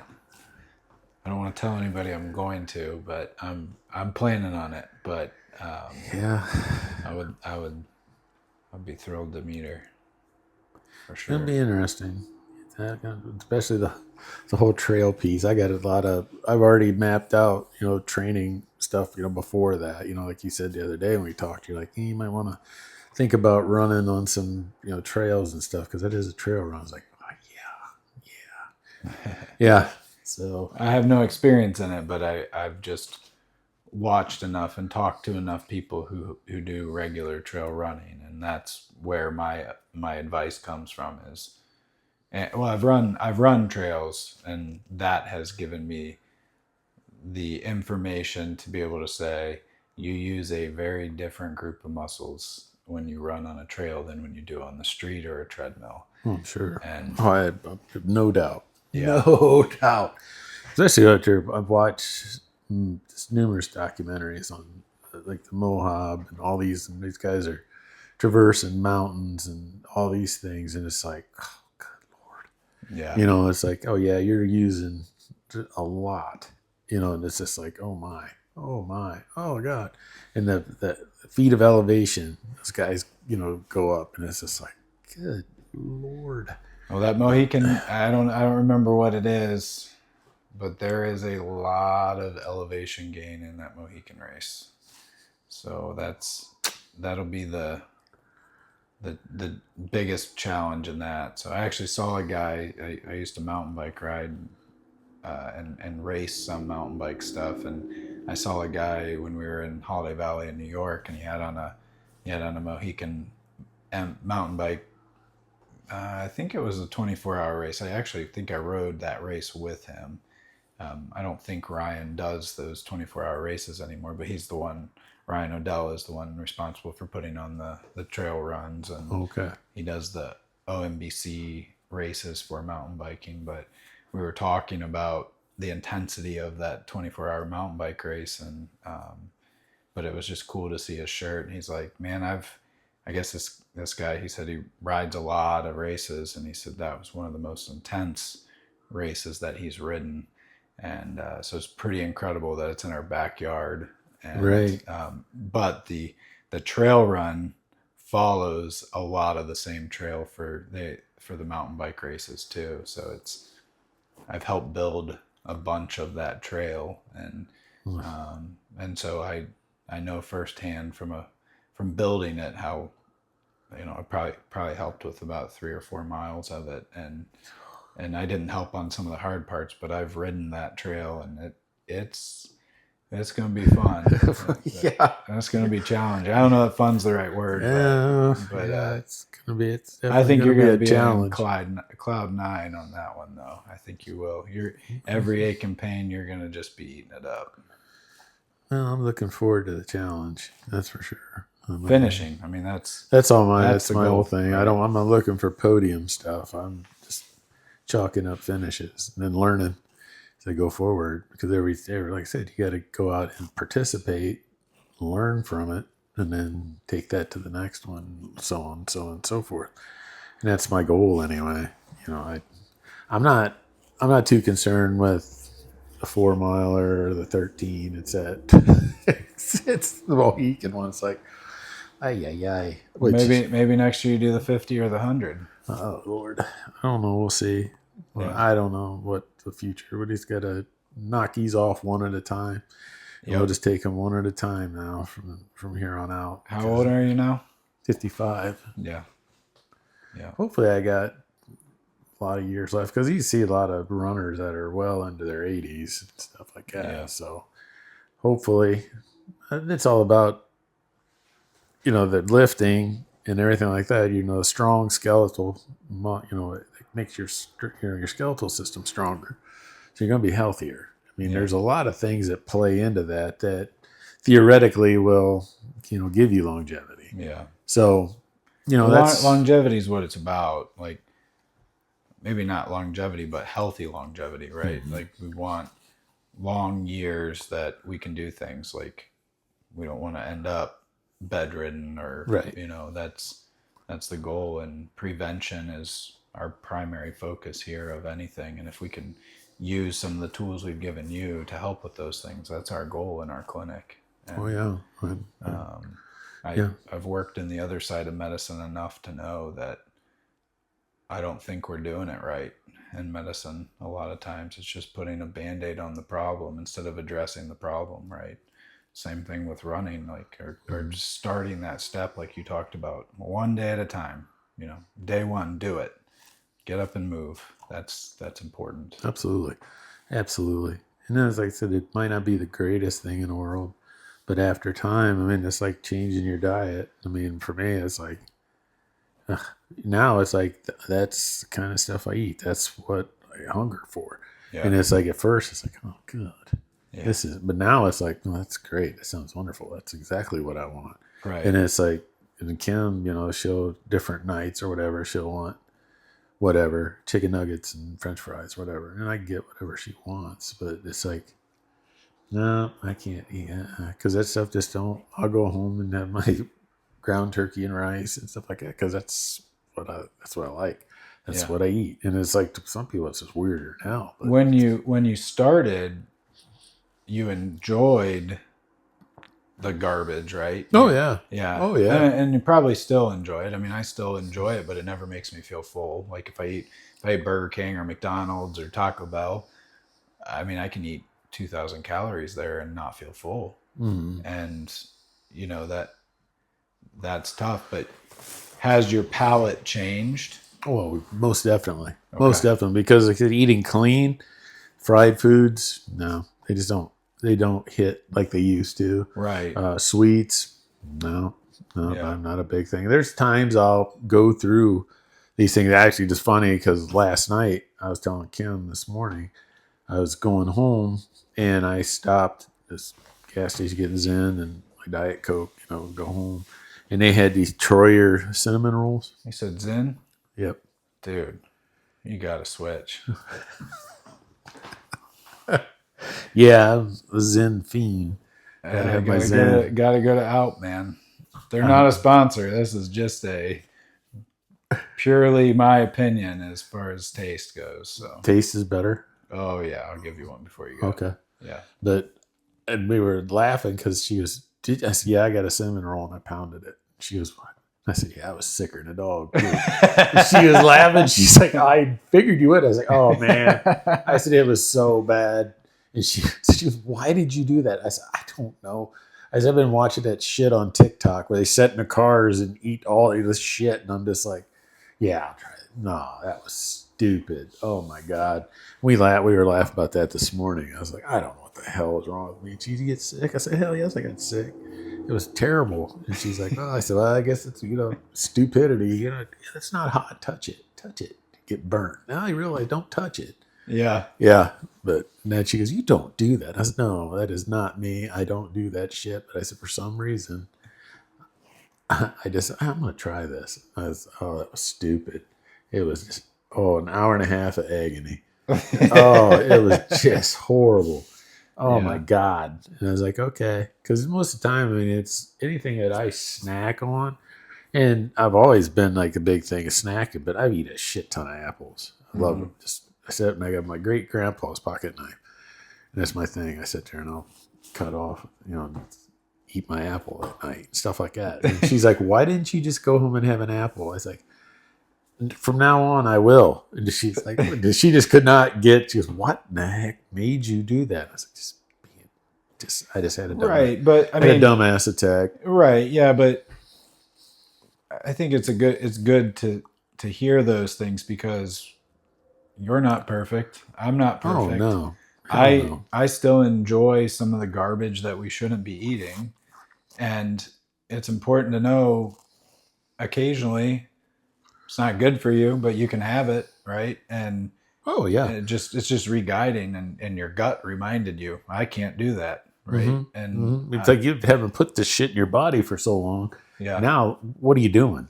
It rejected it, which I'm happy. Yeah. Very happy for that. Yeah, but I think another key piece that is really important to think about in your case that just hit me was you had gastric bypass and you gained it all back and probably some, right? Oh yeah. And then some. So yeah, I've always felt, I don't understand why insurance companies will pay $100,000 for a gastric bypass surgery, but they won't cover these medications. It blows my mind that we're going to go to the surgical realm first of something that's life altering and has probably inhibited you from absorbing some nutrients you need. Oh, absolutely. And, I'm not a huge proponent of weight loss surgery. I know it can be very helpful for some people and potentially save lives in some people, but and see, that was another thing when I had that, and and I got my surgery and they set me out with no guidance, just there you go. Well, you can go back to old habits real quick, and then over time you start eating around things, and before you know it, you're doing the exact same thing again. And it's like, just like you were saying, as far as, well, I'll pay for surgery. It's a money racket, in my opinion. There's a lot of blood money out there. They don't want people to be healthy, in my opinion. I mean, that book you gave me about hormones when I first got on the testosterone, that is amazing. Yeah. And it makes perfect sense. It's like, oh yeah, if you're tuned to your body and you listen to these things and you live, eat right, do this thing, you wouldn't need that. And of course, big pharma don't want that. Mm-hmm. No. And that's just like with Kim and other friends of mine that have cancer. It's like, you can't sit here and tell me you can't cure this shit. Mm-hmm. Bullshit. And I said, oh no. And I've threw this question at her oncologist before. It's like, oh, wait a second. I said, I'm no doctor, but I was like, listen, I said, you can freeze this, stall it, block it, all this shit, kill it with radiation or stun it. And you can do all these things, but you can't cure it. Give me a break. Oh, no, it could be one little cell. I was like, okay, well, you just blitzkrieg the human body with chemo. You just toxified the whole human system. Mm-hmm. How the hell can one cell exist? And then they're like, well, it's possible, and that's That's what makes it so difficult. And then there's probably like, well, that's true. But on the other hand, I'm like, nah. You start reading some of the stuff on Oriental and the Middle Eastern medicines and stuff like that. Cancer's not existent there because of their diets, the way they do things, the way they can treat things holistically. And it's like, wow, they don't want that on American soil. They do not want that, because if it did, it would crash the economic system. The billions of dollars for, I mean, they don't want that here. They literally don't want people healthy because there's no money in it. And it's sad, but that's my opinion. They don't want to help people. No, it's all cookie cutter approach. Yeah. And it's like, come on. And like I said, if you're healthy, and people that they don't want, it's like, I don't want to take that medicine. And it's like, well, you're not want to listen to me, then I don't have time for you. It's like, okay, doc. I heard it on a podcast once. Somebody much more intelligent than me made a statement, or the question was asked to him about insurance, and I'm probably going to botch this, but they said, let's say you have a fleet of ships. Does the insurance company want that ship to, do they want, or let's say there's a mandate for everybody to have ship insurance, right? Or there's not a mandate, and one of those ships sinks. Would you think that the insurance company would want that ship to sink, or would you think that they would want them to all be, all float and not sink, right? Well, the most natural response for anybody who has common sense would say, well, if they have one ship sink, then they have to pay out all this money. But what they want is the ship to sink, so then that you think you need insurance. Right. So to cover you. So yep. And that probably applies in health insurance, right? Well, sure it does. You want people to need, you want healthy people to have health insurance because they're paying you this premium, and then they're going to get nothing for it.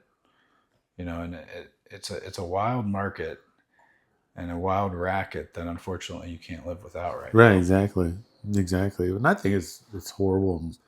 Where they put more emphasis on making sure that people that can, fend for themselves don't. Mm-hmm. Then you have the retirement community that these people have worked 30, 40 years for companies, dedicated their life, and were, citizens that, produced and they contributed and paid into the system. And then once they retire, then it's like, you don't have this, or we're going to take this away from you. And then it becomes a struggle. That's just like in, Kim's situation. She retired, and it's like, okay, once she went off the insurance she had at the county, then she had to pick up her own. Well, it's junk. And then it's like, she's not old enough to get Medicare. And then to get Medicaid, there's all these things. And then we make too much money. It's like, they act like we own Yellowstone. It's like, okay, since we own a house and a few acres, what the hell? And it's and she basically had to dump everything that she had worked for, her deferred comp, all these sort of things. I mean, she had to get rid of it to get down to enough and it took a year and a half, and plus me hiring an attorney for her to get Medicaid. Yeah, I mean, we had 3 vehicles. All of them were older than our newest car we had is 2017. They're all paid for. We don't want car payments. Well, you're only allowed to have 2. So, and the third one is a handicap van that I bought from a buddy of mine. He lost his wife. He's basically gave it to me for scrap price, so I could use it. So that's a 2008. And then at that time, we had my father-in-law's Hyundai, which was a 2015. And then the Kia's 2017. Well, they're like, oh, you're allowed 1 car. And then we can have 2, but you can't have 3. So my son-in-law was looking for a work car. And I was like, well, I'll just give him the Hyundai. No, can't do that. You have to sell it to him, and you can't sell it to him. And I was like, whoa, what? He goes, you have to sell it by Blue Book value. I said, it's 2015. It's got 160,000 miles on it. I said, it's not worth $9,000. Well, it has to be somewhere close to that. And I was like, so you're going to tell me what I can do with my own property? And then it just went along that way. I mean, like, Was their goal to get it to show that you had an income so they didn't have to offer it to you? well, they had to get us down to the standards to be eligible for Medicare. And since we had 3 Or cars, Medicaid, right? or Medicaid, Yeah. because she can't get that till she's 60. Right. But if we had to get rid of that, well, then thank God by the grace of God, that car, the motor blew up on me when I was driving it to work. And then I was like, oh shit. I said, they're going to think I'm trying to scam them out. And then the friend of my mechanic is, no, he goes, I'll draw it all up, But so basically that got scrapped. But it's like, then her deferred comp, she's like, she wanted to give it to the girls. Just say, I'll just split it to give it to the girl. No, can't do that. We have to have it documented and trace where it went. Oh yeah. So she had to put it on our mortgage, but then on the mortgage, we're down to the point where I get everything paid off. Well, if it's paid off, that leaves it to the wolves. You have to owe something on it because they'll come after it if it's paid off. I mean, yeah, it's just like, Jesus criminy. On top of everything else, you get that kind of shit going on. And it's like, holy God. But it's like, why isn't medical coverage for people that retire a given? They've done their time. They've paid for 40 years into the system. That should be a no-brainer. You just, I always you're taken thought care that of. the county employees, like after so many years, got health insurance for life. No, they got ripped that away. Yeah, it used to be you had insurance for yourself and your spouse. Well, they took away the spousal insurance, and then eventually they give you a stipend, but you have to go get your insurance somewhere else. And so you have to go to the marketplace, which that's a joke. Oh yeah, they just tore it all up. And then, like I said, she just we've been through all this crap, but it's like, it doesn't make sense. Yeah. It's like, so you're penalizing her for working for 36 years. This is her retirement. So she's got to worry about all this stuff. And then, like I said, now that she's on Medicaid, it's still, got to watch this, got to watch that. But it's like it said, I just kind of, like she said, it's, she's at that point now where, unfortunately, I deal with it some other time. Not right now. I don't really care. I'll deal with it because there's no use worrying about it now. Right. But it's not fair. Like I said, if you put that kind of time in and that kind of work ethic and you retire in good standings, that should be a no-brainer. Right. You shouldn't have to worry about it. And people go, oh, they got Social Security, you got this bullshit. That's a joke too. So just, at least cover them. It's like, okay, you've done your time, you're covered. Yeah. No, don't go do that. And that's just wrong. And then you tell your kids, you have a good work ethic. You work your ass off. You do this and you do da da da da da. Then in retrospect, it's like, am I telling them wrong? It's like, you get people don't have, it would have been better if I had nothing. If I had nothing, wouldn't have been a problem. I'd have wrote everything off. I'd have got my cards. I'd have got this. No question. It's like, since we had owned something, and then she's worked, so she gets a retirement. She can't get disability because you can't double dip. You get one or the other. So that's an income. Oh God, she got an income now. Oh. And then, like I said, my income hasn't been that great here the last few years because I take care of her. But it's like, good Lord, So it is what it is. But like I said, we don't. I don't like to stay there much. I just kind of get over it. I'll deal with it in time. Yeah. Or there'll be time for that, unfortunately. Well, so we've talked about your goals. So before we wrap it up, are there any final thoughts that you have? I don't really know. I think I've pretty much talked about everything. I mean, going forward, it's going to be, continuing on. So what if somebody's in your boat? When you started, what would be your advice to them? Like if they're getting ready to come to me and start a journey, you've mentioned some of those things already Yeah. throughout, but if you had to sum it up into 30 seconds to a minute, if somebody comes up to the gym, hey, what do I need to do? Well, the biggest thing is focusing on, the discipline part. Mm-hmm. You have to buy into it and commit yourself to doing it. It can't be, well, I guess I'll do it today, or I guess no. There is no more excuses. There is no more shortcuts. It's full commitment all the time. Mm-hmm. There is no other way to look at this if you want success, in my opinion. You have to be totally vested, 100%. There is no room for the what ifs or oh, maybes or I can't or blah, blah. No, absolutely not. And you have to be as well. I go to the gym and I didn't work out. I don't care. A bad workout's better than none. Mm-hmm. If you got into the car and you drove to the gym and you don't feel like going in, at least you got into the car and drove. You have to change your perspective on things. That's the big thing is you got to work on your mindset. I would say, read some of for me, it was Goggins. You read his book. There's all kinds. Eric Thomas has books. All these books. I mean, you can read them, but my thing is you got to pick with what strikes you out of those books. You can't just rely on saying, "Well, I read it and I didn't get anything from it." No, you have to be looking for things that spark for you, and everybody's different. And it's like I can't say enough. Is mental is my opinion. That's 70% of it. If you have to be mentally focused and you have to get your head on straight. And once you make the commitment, there's no turning back. Because if you're wavering on it, don't do it. Don't, because it's a waste of time. Mm-hmm. Once you commit, you have to fully commit. Then you come in here and you sit down with you and you immerse yourself in the process. And then you go from there. And then there's no going back. You have to have that kind of never quit, never die mentality if you want success. That's the best way I can say is you cannot waver on it. Because if you got that wishy-washy mind, nope, forget it. Don't even start.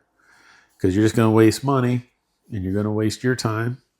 Because if they're in here and they're half-assing it, there's somebody that could come walk in that door that's 100% and could really appreciate your time. Mm-hmm. Well, we'll give our time to anybody. Well, of course you will, but I've had some patients without that mentality who have come in, and I'm like, well, they're gonna fall out of the program, right? But they told me flat out, I just want to take a shot, want to lose weight, and I'm not going to do anything else you say. And I said, okay. I said, we'll give you that tool. Give it to them. They start losing weight and they feel better. And then they're like, hey, I want to have that other part of that conversation now because I'm feeling better. Mm-hmm. And so I think your mindset of it is the best way for sure. But I think there are people who are just so sick and tired of being sick and tired. Sure. That they're ready to do something. And that for them could be coming in here and just making that step. And yeah. Well, that's never a waste of our time. I know you didn't mean it that way. No, it's that whole thing of everybody's different, right? It's not my mindset. It's not going to work for everybody, right? Most of the time, it's a turnoff to a lot of people. Yeah, because it's like, oh God, I don't want that. I could never do that or whatever. Yeah. And that's not going to work for them. But you were also an extreme case. I mean, you had a lot to lose, right? Right. Not only in weight, but you had a lot to lose in life, right? If you didn't make this change, True. And you didn't do this drastically like you did, mm-hmm. There's a possibility you'd not be sitting here today. Right. Very much so. Very much so. But if that's going to help, I mean, somebody making that decision going forward is you got to look at it, and people might not want to accept this, but you got to look at the severity of cases too. Mm-hmm. If you don't change, what's your future going to be? Yep. If you want to continue to be here, do you have your wife? Do you have your family? Do you want to be the best for them? You got to make a change, and only they can do that. You can't do it for them. You can't do it for them. You can do is give them the tools to help them. Mm-hmm. But once you get it in your head, then that's when things start changing. And like you said, once you get a little taste of success, yeah, that's when things really start getting traction, because it's like, oh man, I'm not wasting my time, because unfortunately this process takes time. It does take time, and you have to stay committed to it, because you might not see anything in the first month, 2 months. And then all of a sudden you're walking in the store somewhere and like somebody's like, "Whoa, what have you been doing?" Yeah. You don't see that stuff yourself. Yeah. It takes somebody else to say, "Oh, whoa." And that what's funny now is if I've had people walk by me, didn't know, and I was like, "Hey," and they're like, turn back around, "Rudd? What the hell?" And it's like, "What the hell is that?" Big? No, I didn't realize it was you. And it's like, I can't get that concept. Yeah. But then Kim's like, "Oh yeah, probably people don't realize you, because when they think of Rudd, they think this big guy, about, and you're not that anymore." Yeah. And it's like, I'll be damned. There's some aha moments, and that's to be like. And then the thing is it's good, like me using Goggins or any of those guys. It's good to listen to that and to kind of, but you got to think though too, it's about you. I like to use analogies from multiple people and then kind of like fold that into my own philosophy going forward, because they can all help. But it's like you run into problems if you can't get your mind straight enough or dedicated enough to the purpose, and you rely on everybody else's input. That's not going to be too successful, because if you can't do the work, you got to follow through. You can rely on people to support and to help give you that nudge, but all in all, that's where it goes back to, you train 90% of the time by yourself. And that's something you have to commit to. And then once you get to the point where, like I am now, where you fall in love with that, and from being, I don't like to say an alcoholic, but being from that side, maybe I have more of obsessive characteristics, but I'd much rather be, addicted to working out than drinking again or anything else, so there's good and bad things. But if you want to develop an addiction, what better addiction could you develop into? Yeah. Why wouldn't you want to be addicted to working out? Right. Because I can get the same high from working out that better than ever did when I was drinking. Yeah. I feel amazing. And then I feel even better when I get up. I don't feel shitty afterwards. Yeah. So, there's little things. You got to look at these little precursors around that we all miss. We all do it. That's just like me. I can get salty at times and miss the blessings. There have been blessings that are showing themselves every day and you overlook them. Yeah. And then your clarity as you start doing these things and you start feeling better and you start looking at the world a little differently, and especially the positivity, because it's like, I want to go do this. I feel like going and doing that, or I want to go do this now. That's when things start getting clear. It's like, oh, I can't do that. It's not like, well, I can't, or I don't feel like doing that. No, I do feel like doing that. And I know damn well I can do that. So what's the holdup? Let's go. For me, that's a good way to feel and a good way to live, because it's like, like I said, I'm scared, but I'm also excited for the next chapter, because like I said, there's things that I'm going to do regardless. It's going to happen. And I think that's anybody wavering, on a decision to get started. It's like, you have to go like the old Rocky 3. When him and Creed were fighting and they're sparring and Creed's pounding him. What's the matter with you, Rock? Tomorrow. And then Creed's like, there is no tomorrow. That's the way it's got to look at it, in my opinion. A weight loss journey, a healthy journey, a life change has to be on that kind of mindset to me. There is no tomorrow. Well, I'm going to go to the gym. I'm going to start Monday. No. It's right now. You go now. Yep. Okay, the gym's closed. Or we go, okay, shit, go walk. Start moving now. Well, Matt, it's -14 out. So what? You got to go. Got to do it. Go. Yep. You just go do it. That's what they make clothes for. Bundle up and go. Like I told you, it's Ohio. It snows here. It gets cold. Right. Exactly. And, I guess, like I said, and people, I can't do that, or I can't have that mindset. Yeah, you can. Yeah. You can. It's never. It's once you start putting those mental barriers up, that's what makes it 10 times harder. Mm-hmm. You become your worst enemy, and everything. You know, it's like going. You might be 50, 60. I don't know. I should have went. Go back to school. Go. Yeah. What's holding you back? Well, I don't have time. I don't have. Yes, you do. Yes, you do. Because that's whole. Let's like listen to Arnold talk when he came over. You know, he came to America. He was learning English. He was working construction. He was, going to, all these things that he was doing and sleeping, 4 or 5 hours a night, going to the gym, working out 5 hours a day. Because he had a dream. He was going to be the best bodybuilder in the world. And then that went into movies and all these things. Well, people was like, oh, 5 hours. And he goes, sleep faster. That's enough. There is time. There's 24 hours in a day. Yeah. And I've done that multiple times. Break down 24 hours. If you work 8 hours, you sleep 5 hours, 6 hours. Okay, there's still a lot of change here. Yeah. That's where it becomes. And writing stuff down is imperative. I mean, write down what you eat. Write down what you train. Start a journal. And people might think, oh, God, I'm not going to do that. Believe me, it is really, really a benefit to do that. Mm-hmm. Journal everything you do, everything you eat, and then get an app like the MyPal or something like that where you can put in the food, track your calories, little stuff like that you might think, oh, this is stupid. No, it is huge. And you start looking and you start getting the point, oh, I got to see what I ate today. How much calories do I have left over?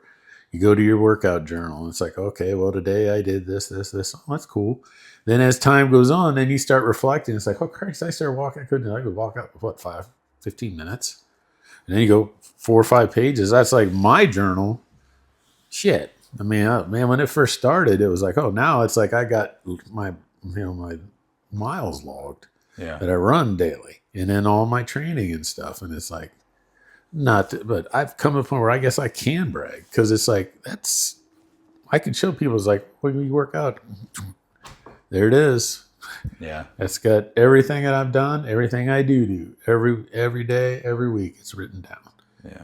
And it's like, wow, whoa. And then it's like, it gets a sense of accomplishment. Once you start looking over that, it's like, wow. Yeah. It was a pretty good week. It was a pretty good week. I did my work. I think that going forward, I'd say that would be my biggest advice to people is just start small, document your journey, what you eat, what you're doing, and then make the decision to commit yourself to it with no doubts, no exit plan that you're going to make this happen and do it. Yeah. Well, I think that's a good spot to wrap this up. Yeah. And I really appreciate you coming. Well, thanks for having me on. This is great. I think there's going to be a lot of people that get a lot from this one. Well, I hope so. Yeah. All right, Matt. All right. Well, thanks so much. You're welcome. Appreciate it. You betcha. Yeah. Thank you.